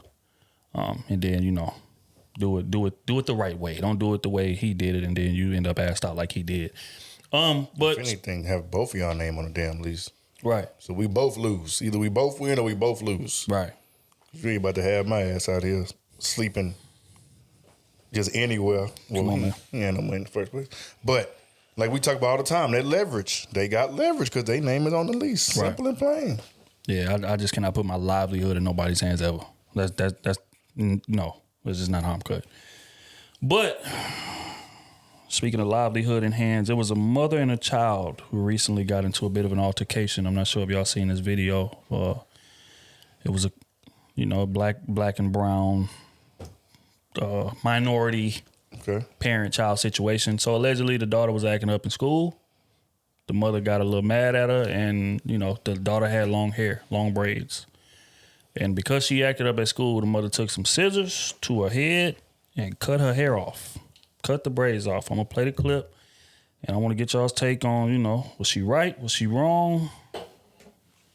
Because my kid thinks it's more important to be pretty than educated, more important to be a follow body than a leader, right? Okay. I'm not a parent who likes to use physical discipline. Come here, you gotta learn today, girl. No physical discipline. Mom, don't mom me, no. You had your warning, you had your chance. I told you to listen. I told you stop disobeying my rules. I told you being cute ain't shit if you have no education. I told you stop disobeying me. I told you to listen and do as you're supposed to. I told you to do good in school. I told you to do your daily routine, and you yet to even do any of it. And you thought you were disobeying me today, and I was not coming to cut this hair off. You're sadly mistaken, because you thought being pretty was so much better than being educated or listening to your mom, right? Yes, this is what happens when you don't listen to your mom. Thoughts? Was she wrong? Daughter was allegedly acting up in school. She says she doesn't physically whoop her kids, so this is her way of punishing her for acting up in school. Do y'all agree with it? Was she wrong? Was it too far? What's your thoughts? Way too far. I don't think you do that. You can find other ways of punishment besides cutting your daughter hair off. Now she gonna be damn, I don't want to say traumatized, but she gonna be depressed and all that shit. Otis, think about this. No, don't rationalize that shit smooth. Don't rationalize that shit smooth. Think about this shit. That nigga said no before he even gave her a response. Think about this shit, bro. No, smooth. I hear you. No, smooth. I hear you. I hear you. No, he about to say something wild. There you go. I ain't gonna say nothing wild. I ain't gonna say nothing wild. No, but you know what? Really quick. Hold on, really quick. You know what's fucked up though? And I ain't fucked up. If it was a boy, I wouldn't trip. Like if that nigga had like a hot top and you knew he was working towards what's the difference? We can't rationalize the difference. No, I'm just being biased. I'm telling you, I'm being biased. Well, okay, well, I don't think you do that to a woman because a woman's hair is like her power. Like she has a lot of meaning in her hair. That means a lot to women. Men, it don't weigh the same for them. That's my only. That's the only thing. So if you cut a young nigga dreads right now, you just walk up on him and cut his dreads, he ain't gonna be trying to shoot your face off? Well, yeah, he would. Okay, then. So it's the same thing. But that's not his son. I care less. If it was his son, he gonna feel the same way. That's just like if you had a son and he grew up and he had his hair fly how he wanted it with the dreads or braids or something, and you cut his hair, he gonna feel disrespected too. He gonna feel exactly like that girl feeling. Yeah, but so it ain't no difference. Yeah, but the reason why he can get his hair done and get his dreads retwisted and stuff because I'm paying for it, and I'm same thing with that girl, and he ain't doing it. Well, same thing with the girl. Her hair costs more. We gonna keep it a beat. Well, I mean, in society, the way a girl's value is through her beauty and her looks. That's not the same way for a man. So, did you hear the mama though? I heard the mom. The first thing out her mouth was, "You just act like pretty is more important than education." So obviously, she been having this conversation with her for a long time. Yeah, cool. So for a long time. So I'm sending her to school with the same regular goddamn same clothes every day, like a uniform. You ain't getting your hair done. All the makeup is gone. You going to school regular. If I see you with your hair done, I'm gonna do your hair every morning. That's what I'm doing. And it ain't gonna be pretty. But I ain't gonna cut all your hair off. Right. Hey. But I mean, I can't. That's not my child. And I don't know what she really been trying to do to discipline her up until that point. So it's kind of hard to say. Obviously, it's a lot. But because for her to go that far and what she was saying, how she was saying it, it's been a lot. I can't say it's a lot because women like to go. But mothers also sometimes do that shit out of jealousy. Because if she pretty and she not, like sometimes they'll go to the extreme just to embarrass her. So now I'm gonna have you looking like a fool at school. I hear you. So what would you would have cut her hair off? No, I wouldn't have did Get the fuck out of here. I wouldn't have did it because I wouldn't have thought about that. I wouldn't have thought about. Why wouldn't you have thought about that? Because she wouldn't have had shit from the go. But you saying it's justified? Whatever methods you got to go through to get to your kids, bro. Damn. Because you got to realize one day she gonna be off that porch. Mm-hmm. One day. Mm-hmm. If I let you keep bumping your head and you don't give a damn, the moment you jump off this porch, you gonna be right back over here. And you ain't gonna know how to do shit. Or you gonna want my help for the rest of your life. People act like, you know what I'm saying, like when you become a parent, your life just stop and revolve around your kid for the rest of your life. No, my life stops until I know you ready to jump off this porch. Because the moment I know you ready, I'm pushing your ass out the door. I'm not pushing you out early. But the moment I know you ready, I'm pushing you out the door. I got life to go live. Obviously, she not gonna be ready. You want to be pretty, being how she explained it. We just gonna go out how she explained it, motherfucker. You headed to Baby Mama Central. You headed to Section 8 Central. You headed to working at Walmart, McDonald's, all that for the rest of your fucking life, because you think being pretty how you are now is more important than getting your education. And we all know right now. If you ain't got no education, you ain't gonna land no $high job. That's just how this shit going. And obviously she young, so her generation gonna be even more of that. You get what I'm saying? So I gotta find a way to get through to you, motherfucker. I'm out looking at her mom. She look like she done been through some shit. I might have been thinking about that. That's just real. Hey, man, I'm just keeping it a bean. Man, you know people that done been through some shit. You know what I'm saying? People, you know what I'm saying? That's lived life. Yeah, she done lived a little bit. She understand. So she don't want her daughter making the same mistakes she made. Motherfucker, I done been there. I done did all that shit that you doing. That's not the way. You want a better life. You want to be able to take care of yourself. Goddamn me. You want to find a great husband. You want to get to this plateau, motherfucker. Don't go the way that you going, motherfucker. Go this way. And you could tell the young motherfucker, she don't even listen to her own moms, obviously. I don't disagree with you, Smooth, but the method I don't agree with. Her last resort was cutting her hair. That's for her. That's how you felt that was right there? For her. But everybody's method's different. See, me, I'd have took everything. Phone, bed, everything. Everything. I'd have took everything. Before I cut her hair. I'd have took everything. She'd have been in shacks fucking with me. Every day. Until she got it right. But now she might become worse. Now she really gonna be rebellious. Okay. That's what I'm thinking. After that, you gotta go. You to cut my hair. Oh, it's But she only like 14. After that, you gotta go. That's the problem, dog. We too weak out here, bro. Black people, dog. We too weak. We too weak, or you too hard. No, I'm not too hard, motherfucker. Like I tell y'all, I got a son, bro. If this motherfucker don't go, I don't care which route that you go. I care less about the route. Care less. You get what I'm saying?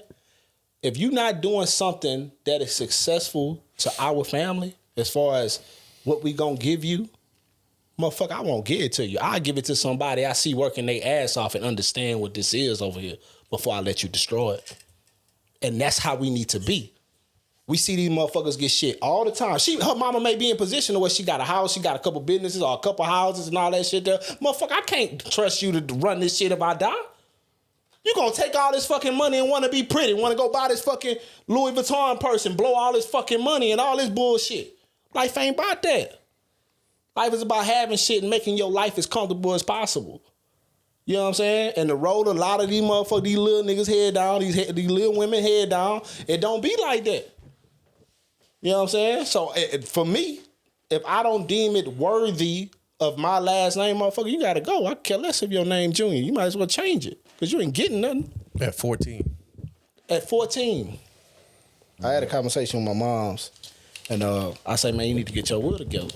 You get what I'm saying? Because I don't wanna be the motherfucker family that's arguing about my mama assets and all that shit there. She say, you really think these kids gonna fight over the house? I say, mama, man, I'm the only kid that you got doing good. They starving for money. It's just a fact. You get what I'm saying? When you die, they gonna be asking about some money. You get what I'm saying? And if you ain't got that shit in order, I told her straight up, I'm not gonna fight over that shit. I don't need nothing. I'm cool. So if they go to destroy everything you done built, that I done help you build over these years, so be it. You get what I'm saying? And she got to thinking about that shit. Because that is very important. You didn't build that. That's just like you. You have a kid, bro. You raise your kid up to be an outstanding person.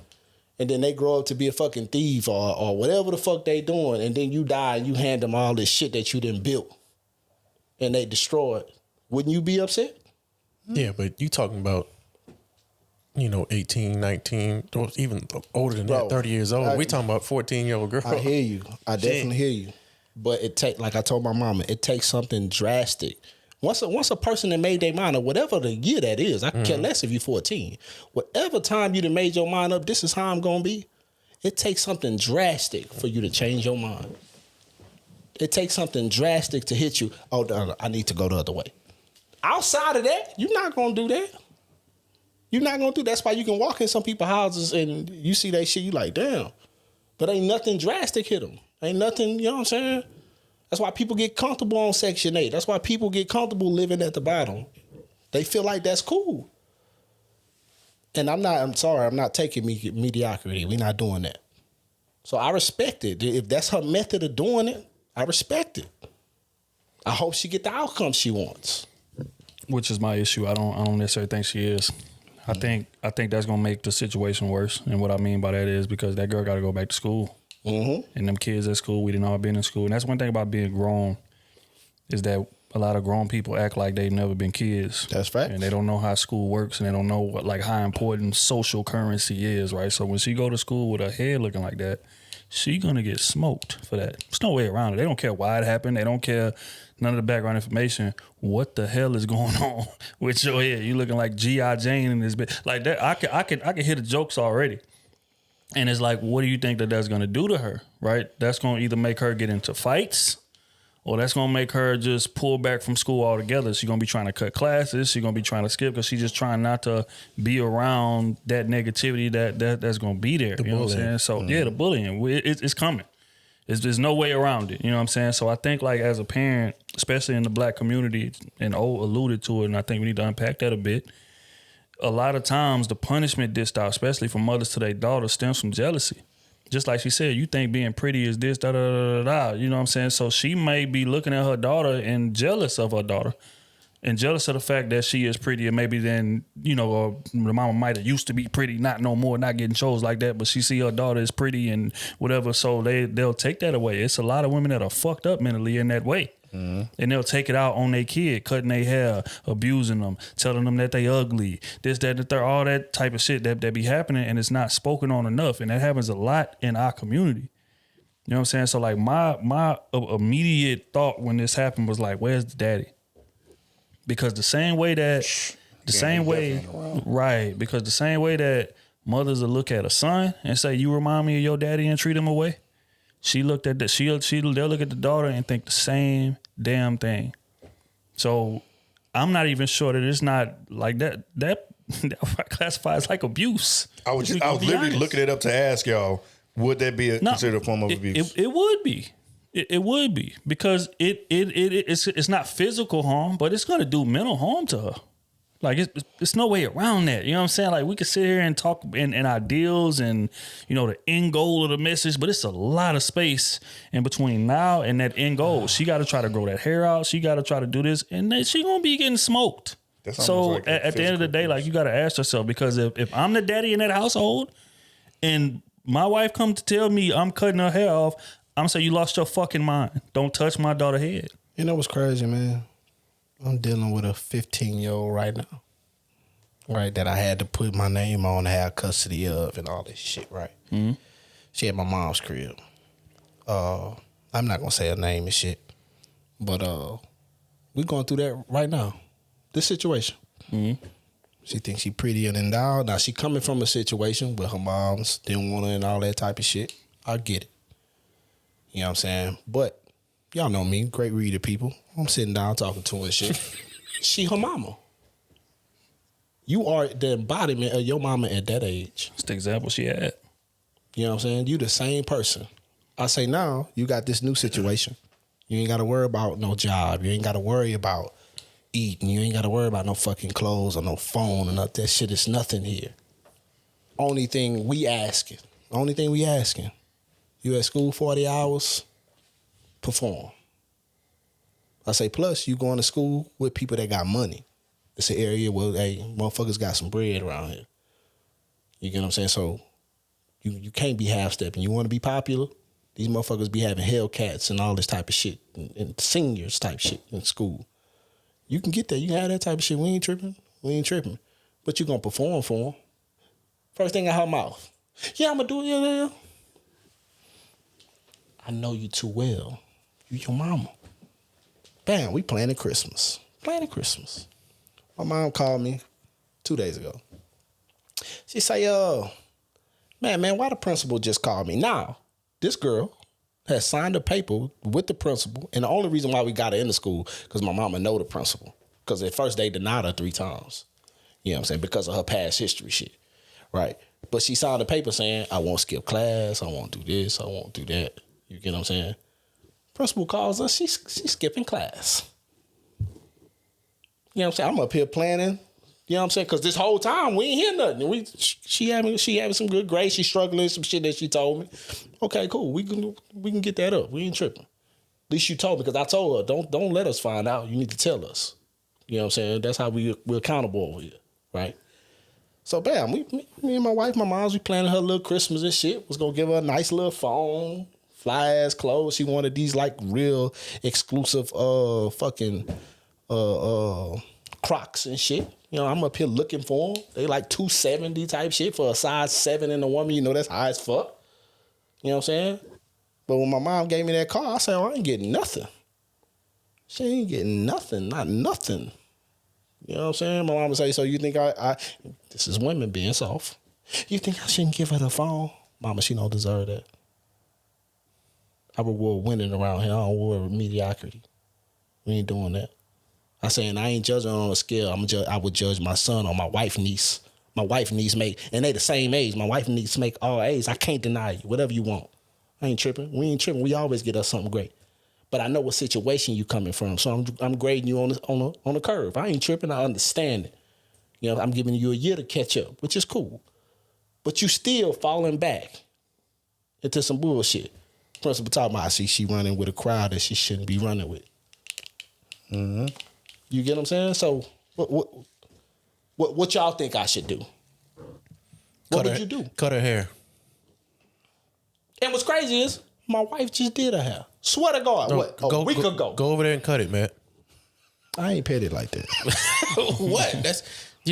That's why I don't agree with cutting the hair, because that's part of her body. I ain't petted like shoes. You can she gonna run through the dirt. Mm-hmm. Phone, you gonna get a new phone every 2 years, something like that. But your hair, that shit ain't growing back like that in a year, 2 years. You can walk in school with some regular Crocs, but you can't walk in school with no hair. You know what I'm saying? So all I'm saying is the method.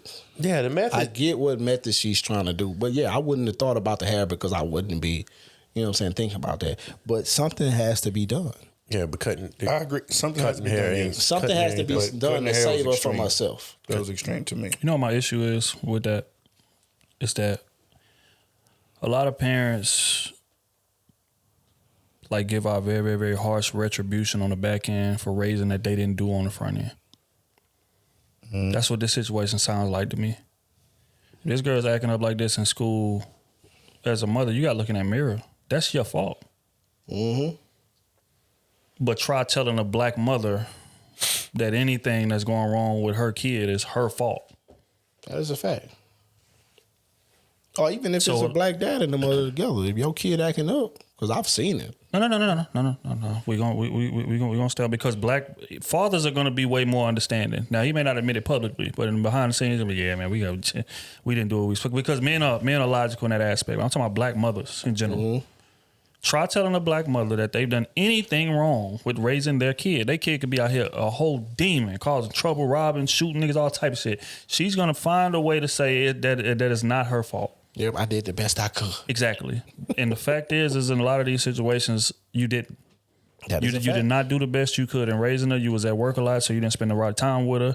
You was over here fucking with all type of niggas that wasn't worth nothing, so you wasn't bringing positive male examples around her. You was trying to restrict her from doing everything, so you didn't really teach her about life the way that you should do. You didn't teach her about consequences the way that you should have did. You was just out here trying to, we're gonna be honest, a lot of them trying to relive your childhood or trying to stretch your prime years out. And putting your daughter on the shelf because of it. Yeah, but and then when your daughter go out in this world and fuck up, now you want to come down with the hand of God because of shit that you didn't do on the front end that was your responsibility. That shit got to be spoken on more. Because again, it's nothing wrong with corrective action, right? Because all kids need that. Kids are gonna veer, whatever the case may be. But it sounds like this is not a new thing. This is not a infrequent thing. Happens a lot. And I think that speaks more to you as a parent than it does to your daughter, but you punishing her as if that is her fault. It's not. It's your fault. And a lot of black mothers would not take blame for that type of situation, and that's not spoken on enough. I think it's both of their faults. I'm not just going to say it's the mother's fault. I think the kid still knows right from wrong, so they have to have some fault in that. But there's other tactics you can use. You can go straight to military. How can I get through to this person's head? How can I get through to my child's head? What do I need to do? What kind of advantages I can take besides changing this woman's appearance? Because if I sat here and cut my own hair, how would I feel? That's what I would think. Before I dish out this punishment to my child, if I had a child, my son or daughter, if I did the same thing to myself when I was 14 years old, how would I feel? Because we all make mistakes growing up. I don't care how good somebody raised you. We're going to go the opposite way. Yeah. Don't put your hand in that cookie jar. Guess what we're going to do? Put both hands in that motherfucker. Just because. We would just want to experience it, see what it's like. And if it's a completed, keep on a routine task, okay, let's see how can I change this. You think looking pretty is your big end goal. We taking the makeup away. We taking the lashes. We taking getting pedicures. We taking the clothes. We taking all that away. We going back to being in the military. You wear one hairstyle. A bun. The bun. Yeah. Anything extra. Got that bun. No makeup. No jewelry. No earrings. We gonna go this way. And if this don't work, then I gotta find another route. I'm gonna look up other ways. But that hair is so, like B was saying, that hair is so detrimental to a child and a girl. She definitely probably gonna start cutting school. What happened to you? Because she thought she was a whole big bad. She probably was a class leader, almost a class clown. So whenever she got in there, everybody was like, "Oh, hey, she about to act up." Now you come in there with your hair all cut off.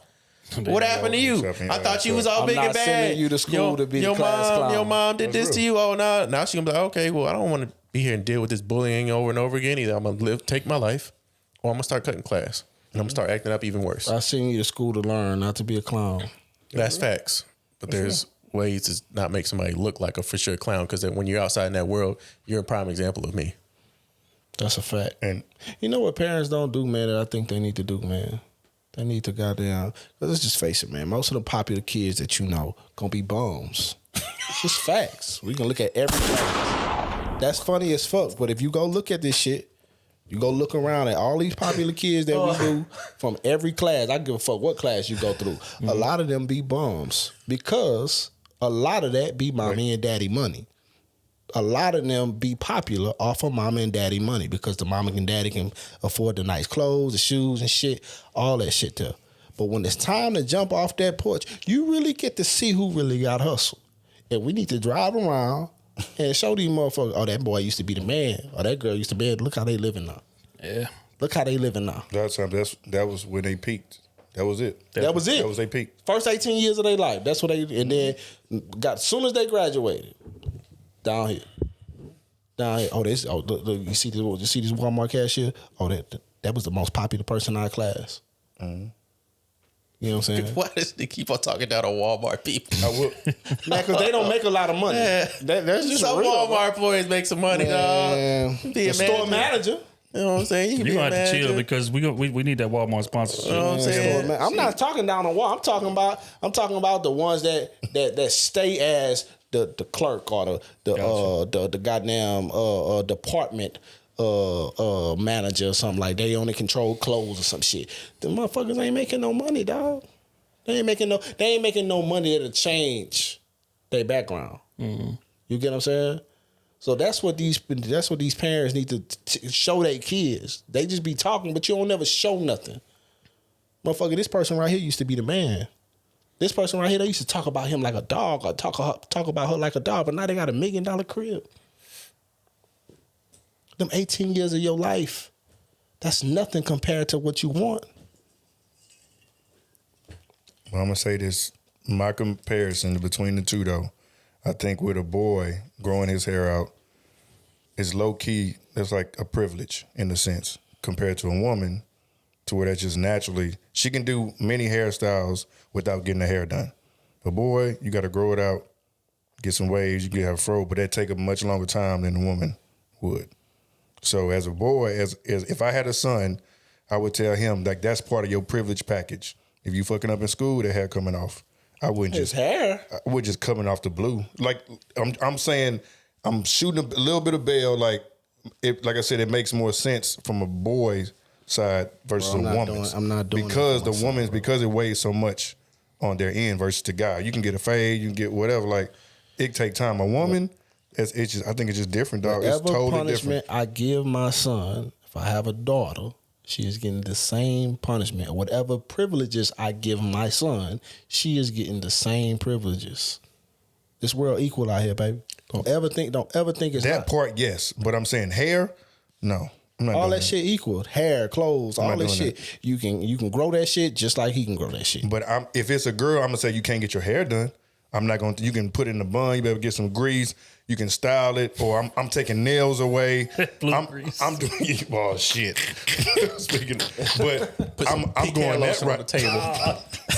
I'm doing that route. This is what you got. Nails, lashes, I'm taking that away, but I'm not cutting a woman hair. No. I'm not cutting my son hair, bro. I'm not going, it's plenty other ways that I could show my son and give him a lesson.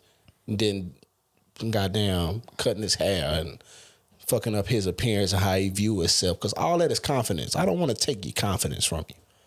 You get what I'm saying? I want to teach you a lesson. Your confidence, I want to always have your confidence at the tippy top of where it need to be. You know what I'm saying? So me degrading you in that way, that's going to take your confidence from you. Man, or the boy or girl, that's going to take that from you. He can be confident that he can whoop your ass because you ain't doing no goddamn punishment to him. He going to say, look at this softy. This softy. I didn't get everything I wanted to do. Still growing my hair out. I'd be in jail if my son put his hand on. All right, man. Beat up. We ain't gonna do nothing. We do not promote violence on this platform. I brought you into this world and I could take you out. Hold on, son. You taking me out. Hold on. That's something whoop your ass in the front yard. That's different. This life I didn't provided for you. You dare even think about raising your voice to gonna be 45 trying to fight an 18. Shit. All right, man. One good swing, get him and miss. He's gonna be on that front yard on his ass. It ain't gonna be no swing. It's gonna be one back up, 2-2. Get them people out here. Get them people out here. That's what I was waiting for. Get them people out here. That's what I was waiting for. Nigga think he Marvin Gaye Sr. Again, we do not promote violence on this platform. On that note. Oh my God. Get the people out here. Get the people out here. He dying. He ain't gonna make it go. Oh, shit. On that note, man, we gonna get into quick hits brought to you by B-Box. Back up. Nigga never seen his daddy move like that in his life. He seen the electric slide, then he dropped. Nigga threw his hands up before the cops got there. I gotta relax. Them niggas ain't even on the way yet. He's standing in the yard with his hands up.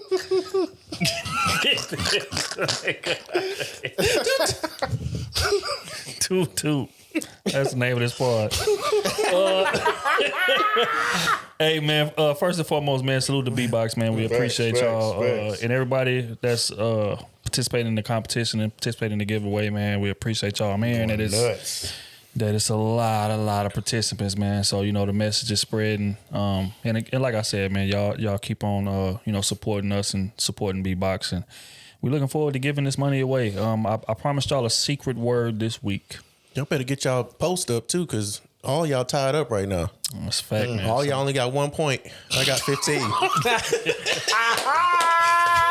don't know how to math this math. I got 15. Everybody else got 1. That's all I'm saying. My name is I'm Anthony Johnson. This kid went in and made everybody unfollow everything. Right. I don't see you on here. What post? My post. He trying to win both sides of the money. Hey, man, but yeah. So secret word this week is Crusaders. That is the secret word. If y'all are listening to this point in the pod, it will behoove y'all to write it down, because at some point Tuesday or Wednesday, that task is gonna be added. So is it Crusader or Crusaders? Crusaders. With the S. It's plural. Okay. Just make Type in Crusaders, that ain't gonna fly. You lost. But Crusaders, Yep. Toot, yeah, he out of there. But yeah, Crusaders is the secret word. So that should be up on the website either by Tuesday or Wednesday as a brand new task worth a couple entries. Probably, I think 5 if I'm not mistaken. Toot. So yeah, like we said, man, happy hunting, man. I appreciate everybody for tapping in with us and participating in the giveaway. It's a lot of people that I don't even recognize. But hey, it's all fine and good. I think that's all I got as far as the giveaway. If I think of something else, we're gonna speak about it later. First topic: relationships are not hard; they're just work. Play this clip, man. Get y'all take on what they have to say. A relationship. Monogamy was invented by men. People don't tell women that you. Ladies, Working on my brand with no sense. Let me gather myself. Wait a second. Nigga went through 16 different Relationships ain't really that hard. They just work. Some people never even signed up for the work. They signed up for the honeymoon, the romance, the sex, the attention, the pictures, the aesthetic, the look of a thing, but not the actual assignment. And that's why it says, men, we have to stay focused on the assignment, the work. God gave Adam a work before he gave him a wife. He gave him a wife to help him with the work. And the moment they took their eyes off the work, guess what happened? They were deceived. Oftentimes, we more caught up in eating fruit than bearing fruit. As a woman giving yourself to a man, if you are not concerned with whether or not this man knows his God-given assignment and whether or not he's trying to fulfill it, you're not concerned enough with what direction your life could be headed in, because how you let somebody lead you and you don't know where they're going. And as a man, it's like a woman who cannot help you in your assignment is a woman that'll only distract you from your assignment. And if you stay distracted, it is gravely going to affect either your relationship with God, your health, your prosperity, or all of the above. And someone who does not care about your well-being and your future being affected that way because you're not aligned, that's not your helpmate. That's the serpent that got Adam and Eve kicked out of the garden. What you're interested in will tell you what you're signed up for. But relationships ain't really that hard. Boy, that music make a little effect, don't it? They do, right? It's that old school right there. So, my man said relationships ain't that hard, man. It's just work. A lot of people just refuse to put in. What's your thoughts on that, man? Work is hard. But it is work. I mean, I know what he's saying. A lot of people aren't willing to put in that work. Or they just want to quit that job. Too much work.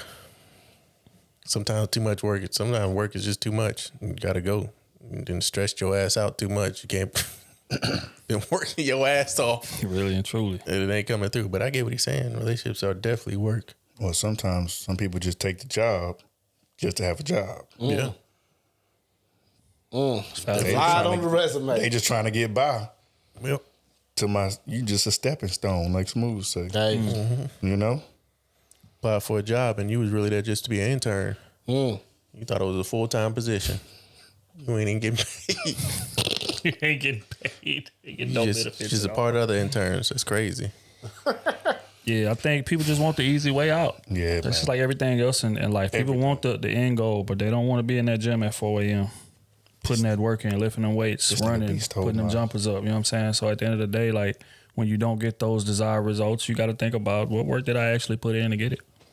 Did I just get with this person for the look or for the Instagram or for the praise that I was going to get for being with them? Or did I sign up for this situation, understanding what I was signing up for and prepared to do what was necessary to get me to the end goal? And I think for one, people don't know what that preparation looks like or don't know what that route looks like because they've never seen it. But for two, even if they do know it or even if they do see it, they think they can shortcut their way to it. There ain't no shortcut to this shit.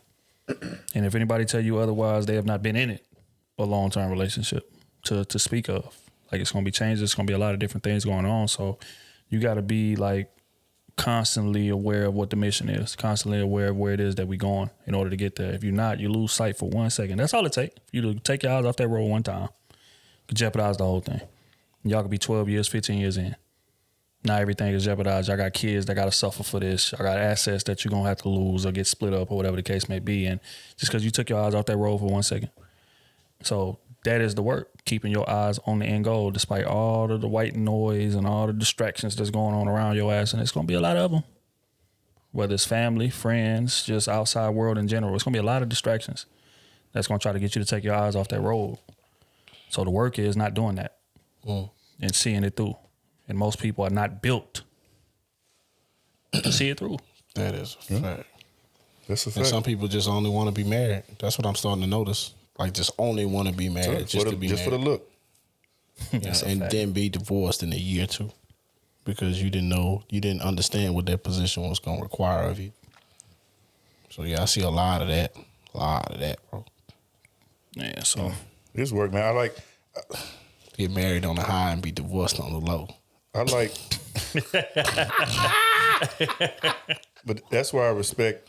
I mean, everybody that's just grinding, man, you just gotta respect it. People that's going to school, finishing their bachelor's, finishing their master's, finishing their doctorate, you have to have discipline and you have to sit your butt down, lock everything else out, and focus until you get that goal.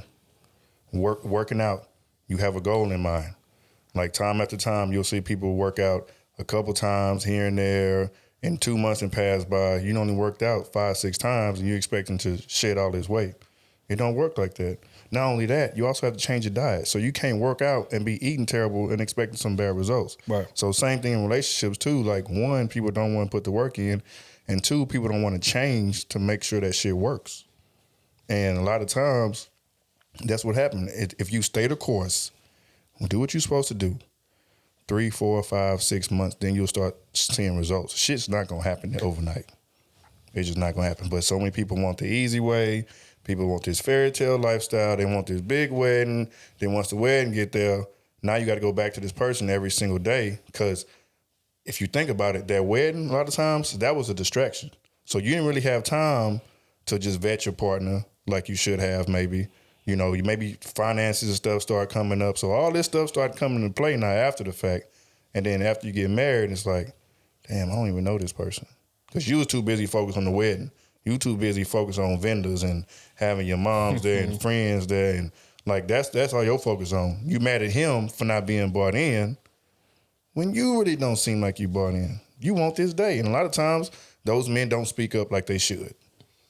And we got to change that as well, because if you're not ready to get married, bro, either if that's not the person for you, or you got to speak up and say, this is not the best time right now.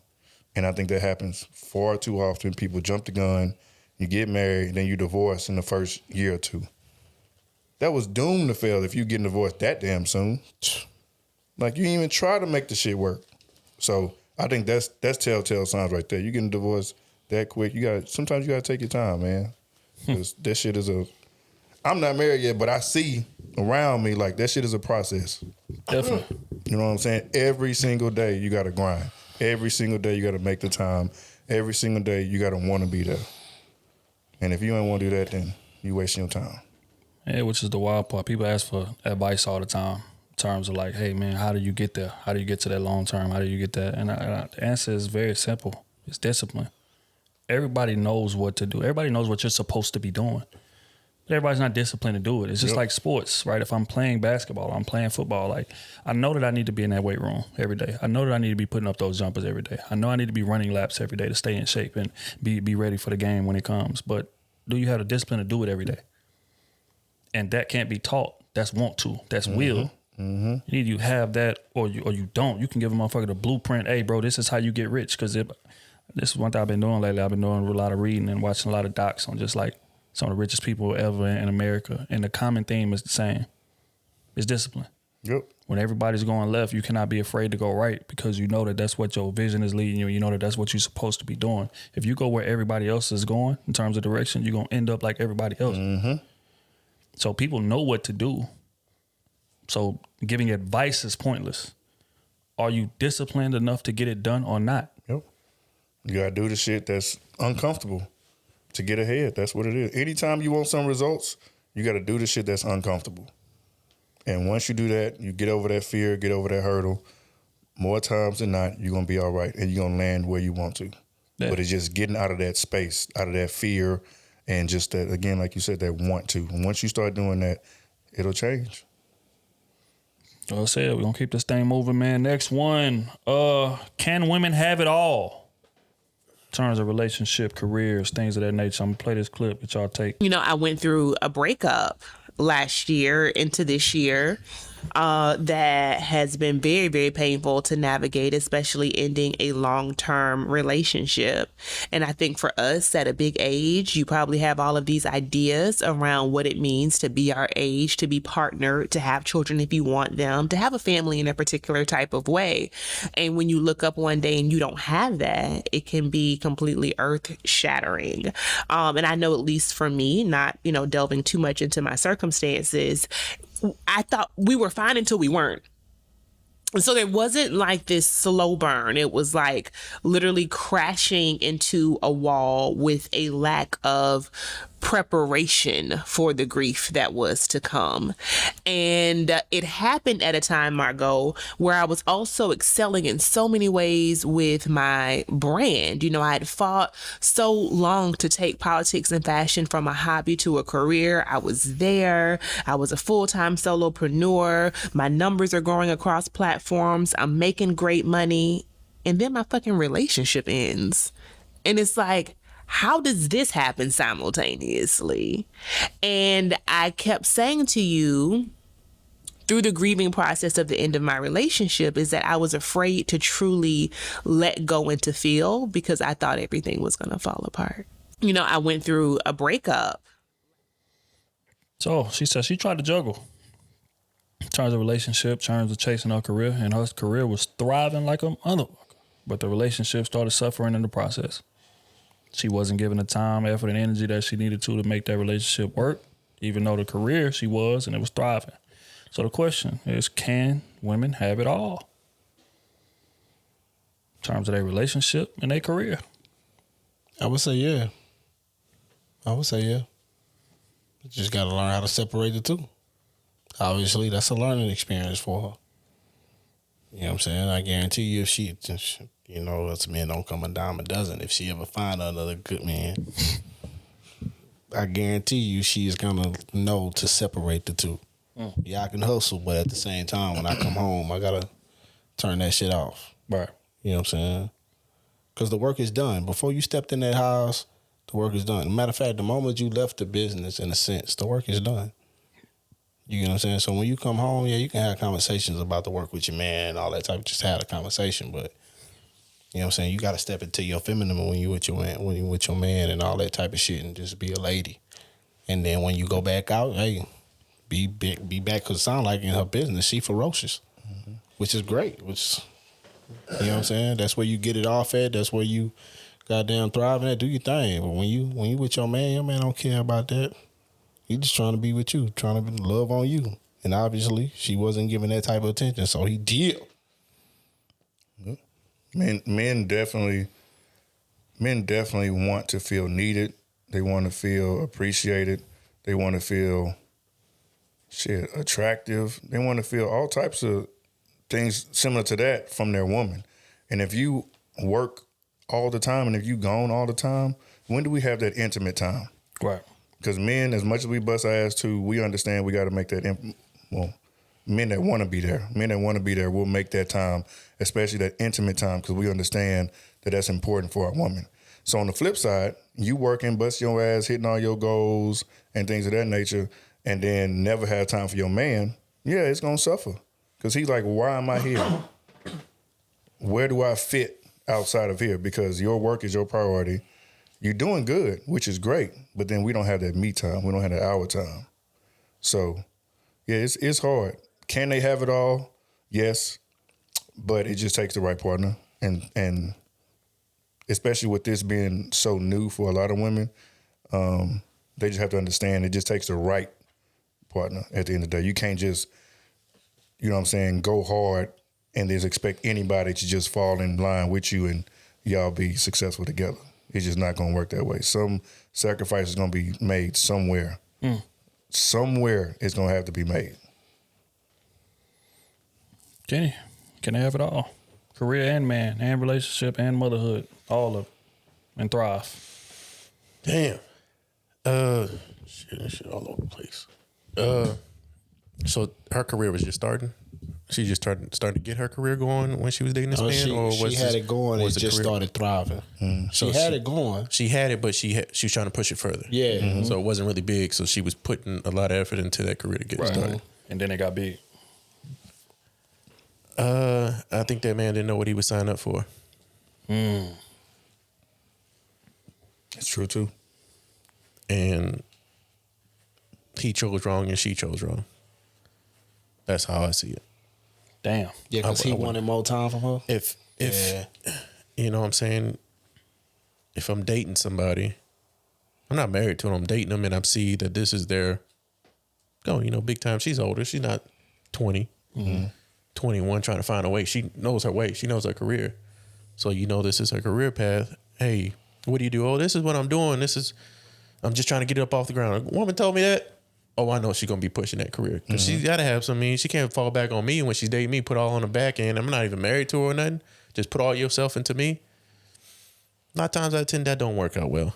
Right. Let's be honest. Right. So I think she should have conversed with him, and made it understood that, hey, this is my career path. This is what I'm really pushing for. And in the early stages, I'm just trying to get off to a ground to a certain level. Man should ask, hey, where are you trying to get it to?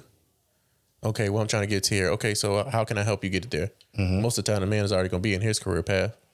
So if that's the woman he was really interested to, any real man is going to be like, hey, how can I help this woman get to where she's trying to go faster? That way we can work on our family faster. Right. You know what I'm saying? So I think they just both chose wrong, and how she took it hard. I think that's just another part of learning how to date and learning how to pick between vet who you want and who you don't want and who's there. And I mean, they could be a good person, but they just wasn't trying to go through that ride. Yeah, if they don't fit your situation, I don't care how good they are. They will never fit, baby. And to that was like for her, if you think about it, that was like the icing on the cake. She had everything, set for the most part, financially wise, career wise. Now she needs that man to solidify her. And you know how a lot of times women, that's how they're valued and that's how people look at them and judge them. And they think about that all the time. So her not having that man right by her side, that took a hit. Yeah, but I think she could have found a man that was, when a man is really interested in you, when he's trying to help you get there. Right. Like, I want to be a part of you, helping you get there. Because the faster you get there, the faster we can go about this family type of shit. Because we know as men, it's hard to get to where you want to go in a career path, especially building a business or whatever you're doing. That's like a turn on. Well, to me, I'm not gonna say most, but that's a turn on to me. You building a business, you trying to be big guns out here. You doing your own thing. Well, how can I help you get there? If I'm really interested in you, I see a future with you. How can I help you get there? That way we can start a family and then grow somewhere else. Right. Not just, you got your own career. Okay, well, you do that. I'm gonna do my career, and then we meet sometimes have sex, go on dates, and that's it. I don't think there's a lot of intimacy there. I don't think he knows what you're doing in your job or what goes on in your natural life and how things work and how can I help, free up time for us? How can I help free up time for you? I think there's a lot of those things that need to go on in relationships. Me, but I could be wrong. Yeah, no, I agree. I think, as a woman, that's why it takes, you gotta be very, very, very picky. Take your time in terms of picking a man. Because most men, just be honest, are very selfish when it comes to our woman's time. And we're not that understanding. We may claim to be, we may claim to act like, it don't really bother us, whatever the case may be. But the fact is that when our woman is not available for us, that becomes a problem. Mm-hmm. You know what I'm saying? For most men. So I think in her case, if your aspirations are to build a business, it will behoove you to either do that before you meet him or you meet him early on and he be a man that has a similar mindset in that regard.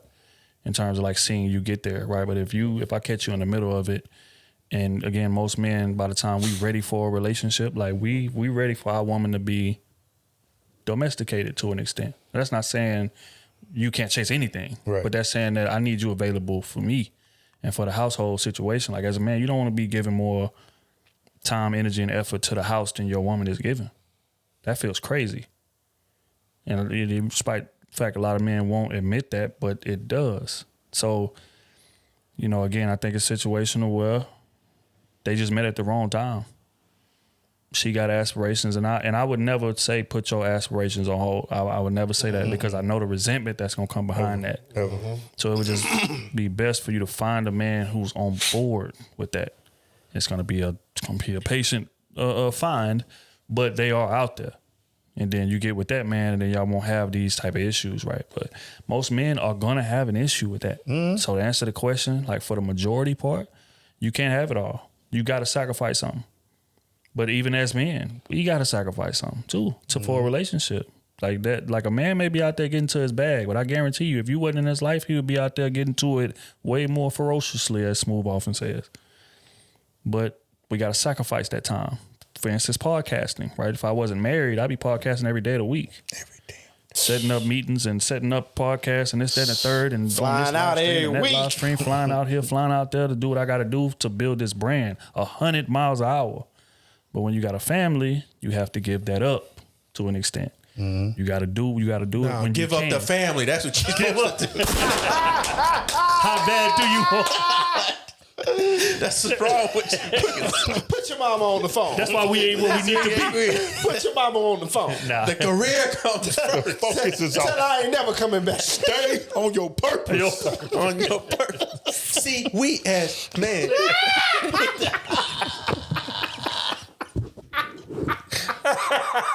Man, I'm out, dog. But yeah, so as a man, we got to sacrifice something too. So as women, y'all got to sacrifice as well. Yeah. We gonna try to accommodate y'all as much as we can. Don't get me wrong, but it's impossible for you to have it all. Something got to give. So you got to pick what's most important and prioritize that. And people got to give each other a little grace too, man, because a lot of this shit is new to a lot of people. Successful relationships, successful marriages is not that common. People don't just look around and just see that all the time. So you're going to have a lot of learning curves. There's going to be a lot of bumps and bruises and hurdles. Yeah. But you got to give each other grace. Communicate with each other. Like sit down and have honest conversations. Don't be afraid for them to be upset. Don't be afraid for them to take it the wrong way. Like both of y'all need to have an understanding and an agreement that you want to make this shit work. So shit going to get ugly. I'm going to have to call you out. If we both leaders, I'm going to call you out. You fucking up right now. You've been spending a little too much money or whatever it is. Like we have a goal in mind. We have to lock this shit down in order to get to where we want to. Right. And we just have to have that conversation, man. I think people just being scared. People being scared and people just not being with who they should be with in the first place. So. It's a whole nother conversation right there, man. All right, on that note, we're going to get into advice column.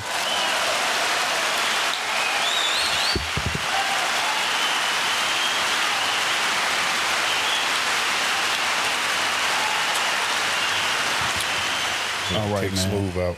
Yeah, man, we had to get Smooth up out of here, man. He was doing too much. He was wilding too much. Especially that damn Deion shit. Had to get his ass out of here. Talking about the kids. He talking about punched him in his throat. He started crying to kick him out. We fired him. Your services are no longer needed. I hope you heard this too. At Krew Season Enterprises.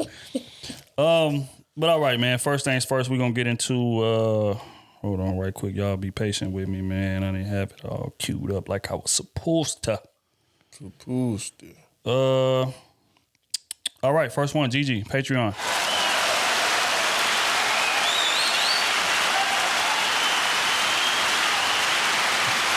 This should be good. Says, hey, Krew Season, I love the new look. Keep growing and improving as usual. Last week, Trill asked a question regarding the men make or contribute to women being delusional. I would honestly have to say men play a factor, but 85-90% of women are delusional because of their delusional friends. There are women who take full advantage of great men who are showing the characteristics of being a husband, and once that man decides to leave, the delusional friend makes comments like, girl, you're the prize. It's his loss. Or you will find another man. Knowing her friend just fumbled a good man and will more than likely be single for years before she finds another great man. No, she didn't even ask a question. She just commented on it. Well, Gigi, I would agree. And I appreciate the compliment, man. We're gonna always keep on improving, man, and keep on leveling up for sure, man. We appreciate you rocking with us. Real quick, B. Is that Kenny Nee in that camera? Yeah, I think. Well, man. I thought we were tripping. Hold on. Need these sexy legs on both cams anyway. Hell no. All right, we're gonna get into the next one, man. It's from Ali, Patreon. Baby cuz. Do it to bro.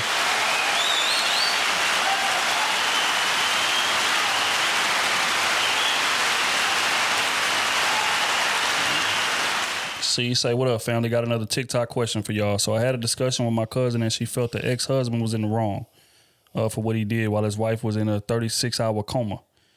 The video would explain itself, but to the married men on the panel, what's y'all point on this? Of course, thing one and thing two can chime in as well, but Kenny was married at one point, so he has a little say so over Otis. Y'all stay dangerous. Much love from your favorite baby cuz. Oh, and that bomber jacket is fire. That's not my style of jackets I wear, but that sweater Otis had, I needs that already. Got the fit in mind I'm gonna wear it with. All right, man, we're gonna go on and play the clip, see what they talking about. I'm on your ass for calling us thing one. I know. We call thing one. Slid that in there effortlessly, too. Oh, my bad. So I'm like, let me get off the freeway. I hit the back of a semi-truck. I wake up 36 hours later. The first thing that pops into my mind is, where's my phone? Because I had a fresh pic, a newly fresh pic in there. That's some crazy shit. Hold on. Somebody gave you fentanyl. You thinking about your phone? Yes, because I knew what the fuck was in it. I know you was mad as hell in that coma, like, I can't wait to. My husband's sitting there in a chair. This looking at me, I'm looking at him, he looking at me. He talking about some. So you know we're gonna need to talk about what I saw on your phone, right? That's crazy. Did he ask how you were doing? So as soon as they took the tube out of my throat, right, this is what I sound like. Like this. It's like I'm talking from the smoker's room. So he trying to talk to me. My blood pressure going up. The machine's going off. Nurses have to run in the room. So then he finally stopped. So they had to give me surgery to put my arm back in the socket. Why did this nigga cancel my health insurance? Ain't gonna lie. This whole thing your fault. It is. But I can accept that. I would have done the All same right, man. thing. So they driving in the whip. Mid-surgery. They driving in the whip. She get a text message. That's a slong pic. Couldn't have been me because it'd have been a longer pic to download than that. She would have got it yet. The car crashes. She's in a coma. 36 hours. 36 hours. But, you know, her husband escapes unscathed. He had 3 days of looking at that dick. That nigga ain't sleep for 36 hours. I guarantee you he ain't sleep for 36 hours. He probably choked her in the hospital bed when the doctors went in the room. So I got a doc, don't worry. Oh my God. Remove that tube and shit. Oh, come on, man. So she in a coma for 36 hours. He gets her phone, goes through it, finds what he finds. And then, after she wakes up, he asks her about it. She says she wasn't in a position to talk. So he said, all right, I'm in a position to cancel this insurance, and that's what I'm gonna do. So I guess, hold on, let me see what bro was asking. He asking they had to be married. Stuff. Oh yeah, well obviously had to. Oh, so he said his cousin felt like the ex-husband was in the wrong for what he did while his wife was in a 36-hour coma. So I guess he's asking like, what's y'all take on it? Oh, and that's his wife. Yeah. Oh, that changes things. You can't be on the insurance if you're not their wife. That's true. That changes things. Damn. He was up for 36 hours straight going through every message. Oh, I know. Oh yeah. And it wasn't only a dick pic. Group chat. And she probably got multiple men in there. And the fucked up part, he couldn't do shit about it. He couldn't. He had to sit there and look at her. He probably thought she crashed because the dick was. Oh shit! She said, Jesus.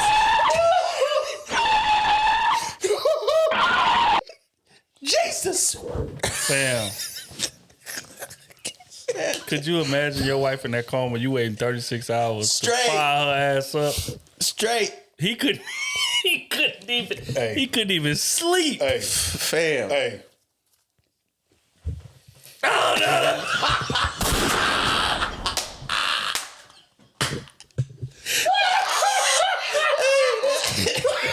Hey, every 3 hours he go.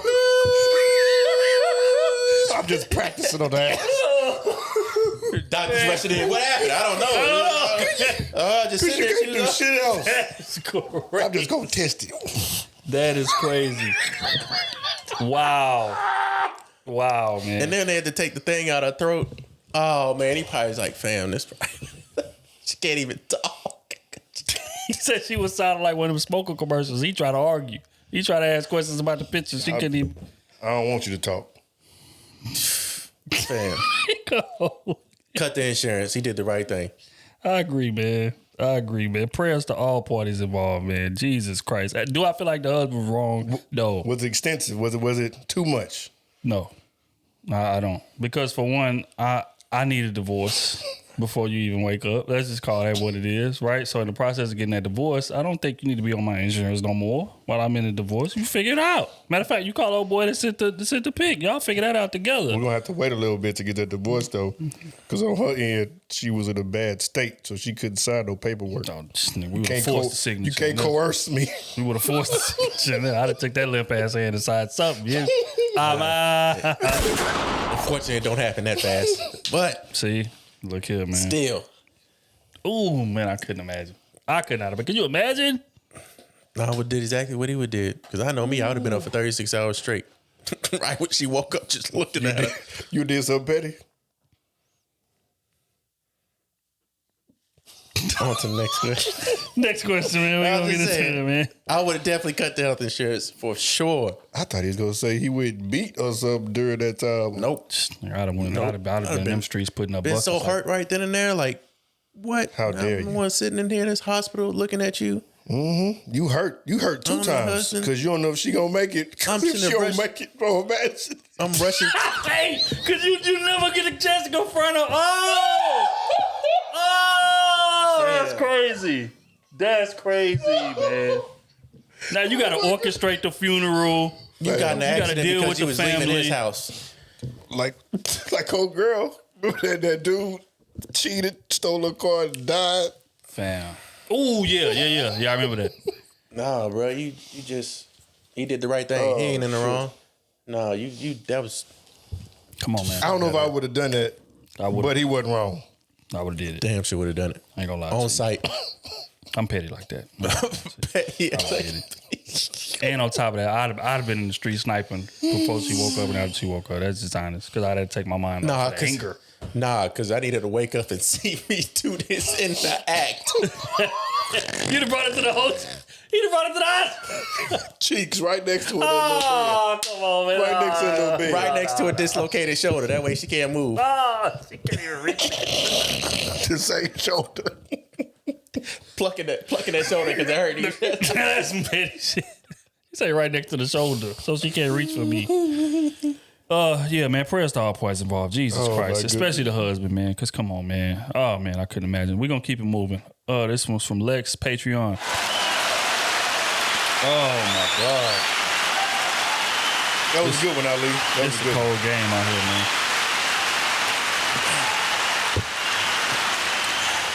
All right. Says, hey, crew, I enjoyed the podcast. Been listening to y'all about 2 months. Don't know how I didn't find you guys sooner. I want y'all's input on the situation. This might be kind of long. Sorry. I'm 28 and my body count is 2. The first guy I slept with was my ex when I was 24.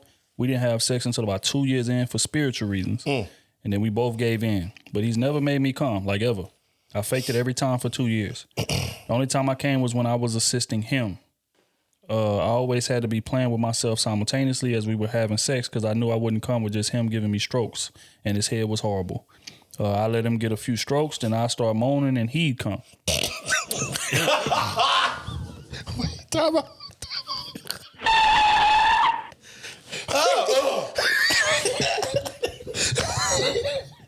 Hey, yes, no. Hey. I know you done been there a few times, though. Hey, shit, he got a bone out.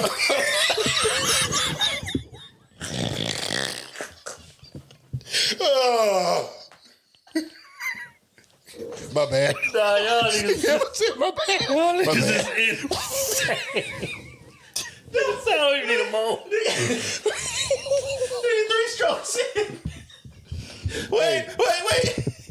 And if that ain't never happened to you, you're lying. Oh my God. I done faked the crap. No. I done said I feel like I'm taking advantage. Let me just slow down. They try to change positions. Oh man. I'm giving up, my bad. Lord have mercy. She said I let him get a few strokes, then I start moaning and he'd come. And most of the time he would get his off first and try to help me, but it just never worked out. He'd always ask me if I came, and I said yes. We spoke on it a few times after we were done, and he insisted that I wasn't faking, that he really made me come. I've always told him I always faked it. I really loved him. The second guy I slept with after my ex and I were done was just too fat. I get woozy just thinking about it. Wait. Run that back. The second guy was just fat. She said the second guy I slept with after my ex and I were done was just too fat. I get woozy just thinking about it. It was horrible. Sweat pouring everywhere. What the fuck? I love this person, whoever typing this shit. Belly bouncing on my back. Fam. No.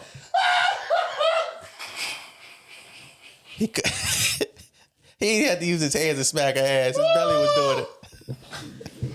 What? The visual is killing me. All right, let me read it again, man. Pardon me. The stomach get there before the meat. Ass clapping? No, that's my stomach. Stomach get there before the meat. Hey, he got hella rhythm to be doing that, boy. That big nigga skilled. That nigga skilled. Okay. Oh my God. All right, she said the second guy I slept with after my ex and I were done was just too fat. I get woozy just thinking about it. It was horrible. Sweat pouring everywhere. Belly bouncing on my back. Belly bouncing on my back is crazy. I like that 3 B's. Straight trash. But the only thing was the head was good. But I never came. Duh, he liked to eat, obviously. Come on, man. That just wasn't necessary. Niggas that know they dick trash, they gonna give you some head. More than likely. I know what I am good at. Not the first one. No, that's just unnecessary. She said I never even came close to coming. Oh my God. It's just the feeling of it was good. So I let him keep doing it for a few months. He'd asked me if I came and I said yes. He too insisted I wasn't faking. And I had a good relationship with both guys. It takes me a long time to warm up and I never wanted to seem like a bother or that it was too much work trying to make me come, so I got used to faking it. But now I'm afraid no guy will ever fulfill that aspect. My questions are, how do y'all know if your woman is truly faking it? Do you think you need to have a strong connection with a woman to make her come? What's y'all's thoughts? Answer first. No, hell no, you're gonna have no strong connection. You gotta have a strong thing. No, you don't need no strong connection. He said strong. Hell no. I mean,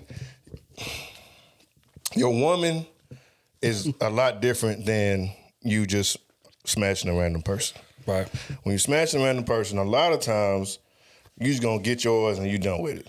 That's just what it is. But if you're a little player like and you trying to keep them on the team, you do a few extra things to get them, because the trick is you want to get them off first. That's the trick. Get them off first a couple times, then you get yours. And then she's gonna keep running back after that. But a lot of times, a lot of these women too, they play with themselves so much. It's hard to come from another dude if you're always constantly playing with yourself. Because you have your set routine. You know how to twist it and twirl it. You got your toys and all that stuff too. So sometimes men need a little extra guidance. That's all. You know, like you said, you was playing with yourself. That's how y'all, made that happen. I think that happens a lot where some kind of way women needs a little, I don't know, just a little bit extra. Women are as horny as guys are, like women are horny on a different level.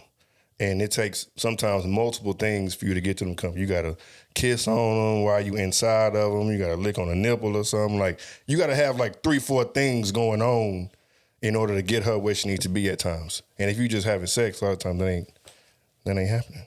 Versus your woman, you're going to take your time with her. You might have some foreplay. More times than not. You're not just always going to treat your woman like she just a random Thursday night. Dog-eyed crazy. You can.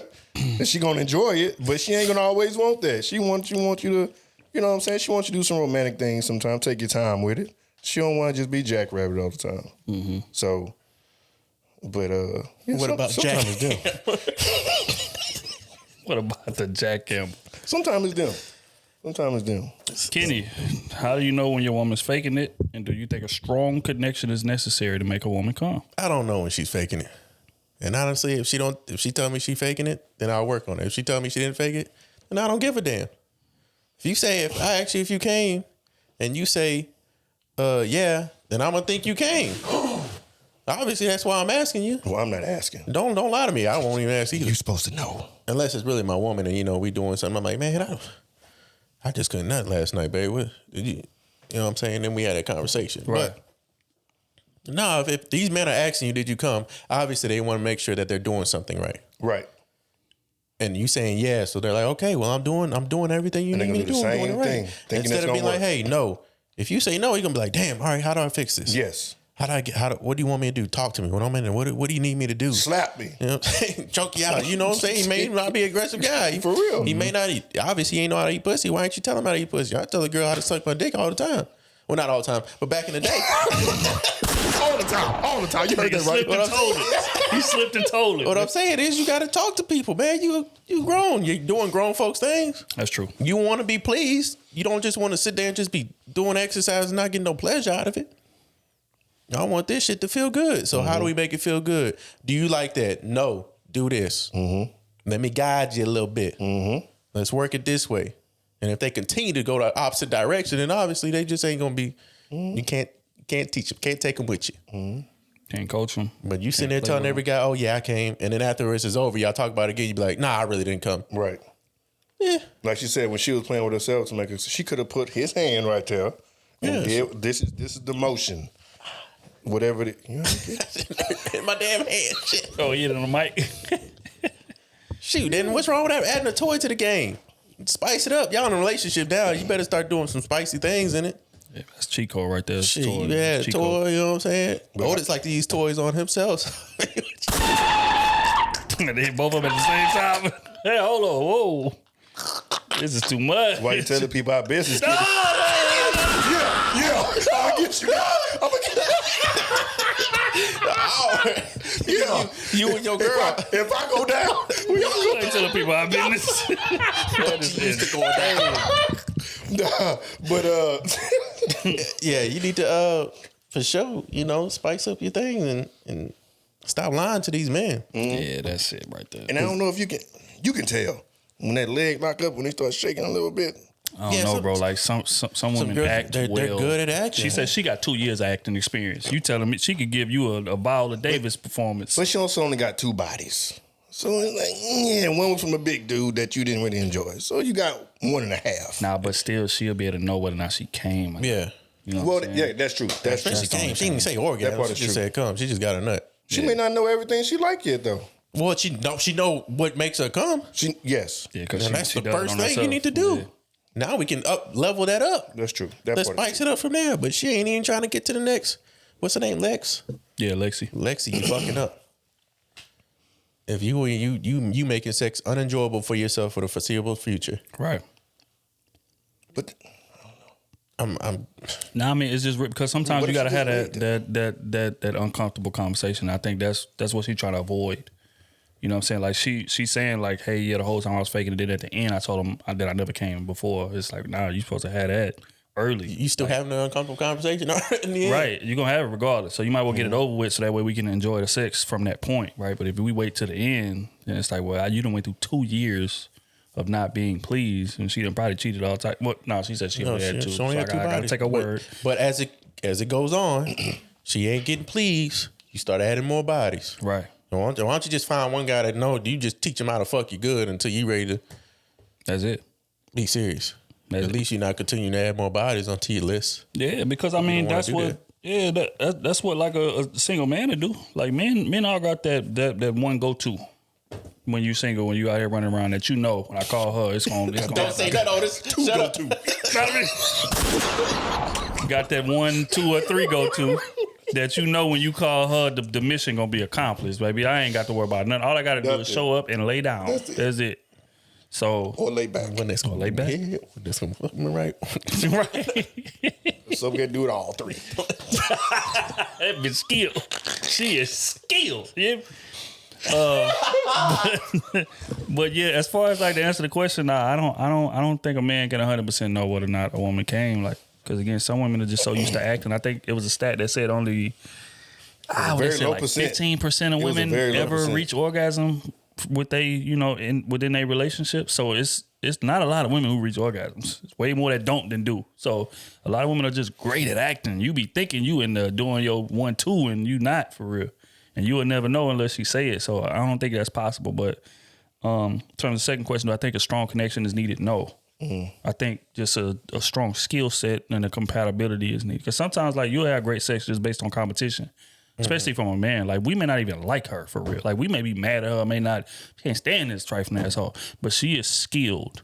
So you're going to go there and you're going to dog out, you know what I'm saying? It's going to be some of the best sex that you done ever had. You dogging her out, she dogging you out, you know what I'm saying? So we ain't necessarily got a strong connection, but it's just both of us are skilled and we know what each other likes. So I think it's more so that than anything else. But having a connection does add to it. It adds to your want to please the other person. Yes. Compared to if we don't have that connection, I'm showing up to get me. You know what I'm saying? More times than not. Now, you do have some dudes that like care about their reputation. If you get yours, and I'm definitely getting mine. I'm going to get mine. It might be 2 minutes. It might be 15. It might be 35. Depending on how I'm feeling that day. Depending on how I'm feeling. It might be just 5 seconds. Hey, so yeah, strong connection is not needed. You just need to find somebody that's just compatible with you. But yeah, so on that note, man, we're gonna wrap this thing up, man. We appreciate everybody for tapping in with us, man. It's been a hell of an episode. I'm gonna say Smooth had to go run. You got to get up early in the morning for the job, man. But you know, again, we appreciate everybody for tapping in. Hell of an episode. Y'all boys got anything before we get up out of here? I said keep entering for the contest. If, $1,500 for 2 people. Y'all know we giving it away. Mm-hmm. Pass it along. Might be some extra stuff too on that giveaway day. Might low ranks might get $25 here and there. Might get $100. Never know. You never know. You better put in some work. That's all I got to say. Because there's a lot of people, in there that just did a little bit of things and think some people trying to stretch it out. So yeah, last time I checked, I think it was at 10,000 plus entries. So that's just to let y'all know. Damn. So it would behoove y'all to get into y'all bag in terms of taking care of these tasks. And like I said, keyword for this week, I announced it earlier. I'm not going to repeat it. If you were listening to the pod, you heard it. Because some of y'all be trying to be slick. Come in, listen to the front, listen to the end so you can get the keyword. Nah, it's in the middle somewhere. I said it. Make sure y'all go enter it when it becomes available for the task. But yeah, on that note, man, we're going to get up out of here with a... damn, I like something. I was trying to record B on the side now. He's trying to catch him slipping. What'd you say? Got good news and I got bad news. But yeah, so, gave you life. Sayonara. I had to whoop on Drewski. I ain't gonna lie to you, fam. But yeah, we appreciate everybody tapping in, man. More merch is coming. The powder blue sweaters that you see Kenny wearing will be available Tuesday when the pod drops. Ironically, so yeah, make sure y'all tap in, man. You got some more made? Stuff. They on the way Tuesday. Damn. Yeah. How many we got made? It's a select few, but we can do a little extra if you need a little more. No, I just want to leave them with one. Selling for $1. We upping the price, the resale value. But yeah, so those coming Tuesday, and then we got even more special merch coming for y'all maybe about 2 weeks down the line. And, we're going to announce that as well. Patreon got first access as always. If y'all are not signed up, that's patreon.com/Krew Season. Somebody mentioned too the link, but they might be using that old link or something. What, to the giveaway? Mm-hmm. No, to the pod. Oh, yeah. I mean, to the merch and shit. Yeah, man. It is no longer crewseasonpodcast.com. It is not. It is crewseason.com. If y'all are looking for any type of merch, it's crewseason.com. Make sure that y'all save that link and use that link when y'all trying to go tap into the merch. We're going to try to... I thought I updated the link tree. I'm not sure how y'all still using that old one. Maybe I need to update my link tree because I got the old one. From you the do first. too? I got the first link. Let me see. Oh, yeah, I'm going to update mine. Yeah, because I update. But I mean, it should be the same link tree, though. I'm about to test it out right now. Yeah, test it out, man. If y'all ain't... updated it, man. Make sure y'all updated it. It's crewseason.com. We got our old domain back, man. So I appreciate everybody for tapping in and rocking with us. It's been a hell of a ride. All of the social medias platforms are climbing at a rapid pace, man, and y'all are responsible for it. We appreciate y'all. I think that's all I got, man. Y'all good? I got 2, maybe 3 spots open for the new year. If y'all trying to train. Tap in, man. So y'all know, tap in. Y'all trying to get right. Everybody be lying about these New Year's resolutions, man. Tap in, man. Take that step, man. It ain't too late. Cause I'm actually about to. I just came from some good job, B. competitions that got me a little inspired. You like that, huh? Yeah. Cause I just didn't like how some of them niggas was walking around, man. And I'm just like, he looked small. Yeah, I mean, I ain't like the way them niggas walking around like they was just like that. B went to the car to get his jacket. Hey. Kids, give me your shirt. I gotta put it in the balls real quick. 2 months, man. Mark my words. You gonna see it different me. Mark my words. 2 months. You heard it right here, right? 2 months. 2 months. Mark my words. Heard it all before. Age been putting that work. She go out and squat your ass easily. Squats. She probably can do that now. She's probably out bitching too. Well, I ain't go that far. I can get off the couch cold and give you 250. She gonna say, move that little shit up, boy. She gonna be up there. Hell no. But she is kicking ass, though. But she is kicking ass, man. Salute to my baby, man. She out there cooking, man. For real. But yeah, man, they got me inspired, man. So I'm about to get back on it. I actually think I might participate next year. I ain't gonna lie to you.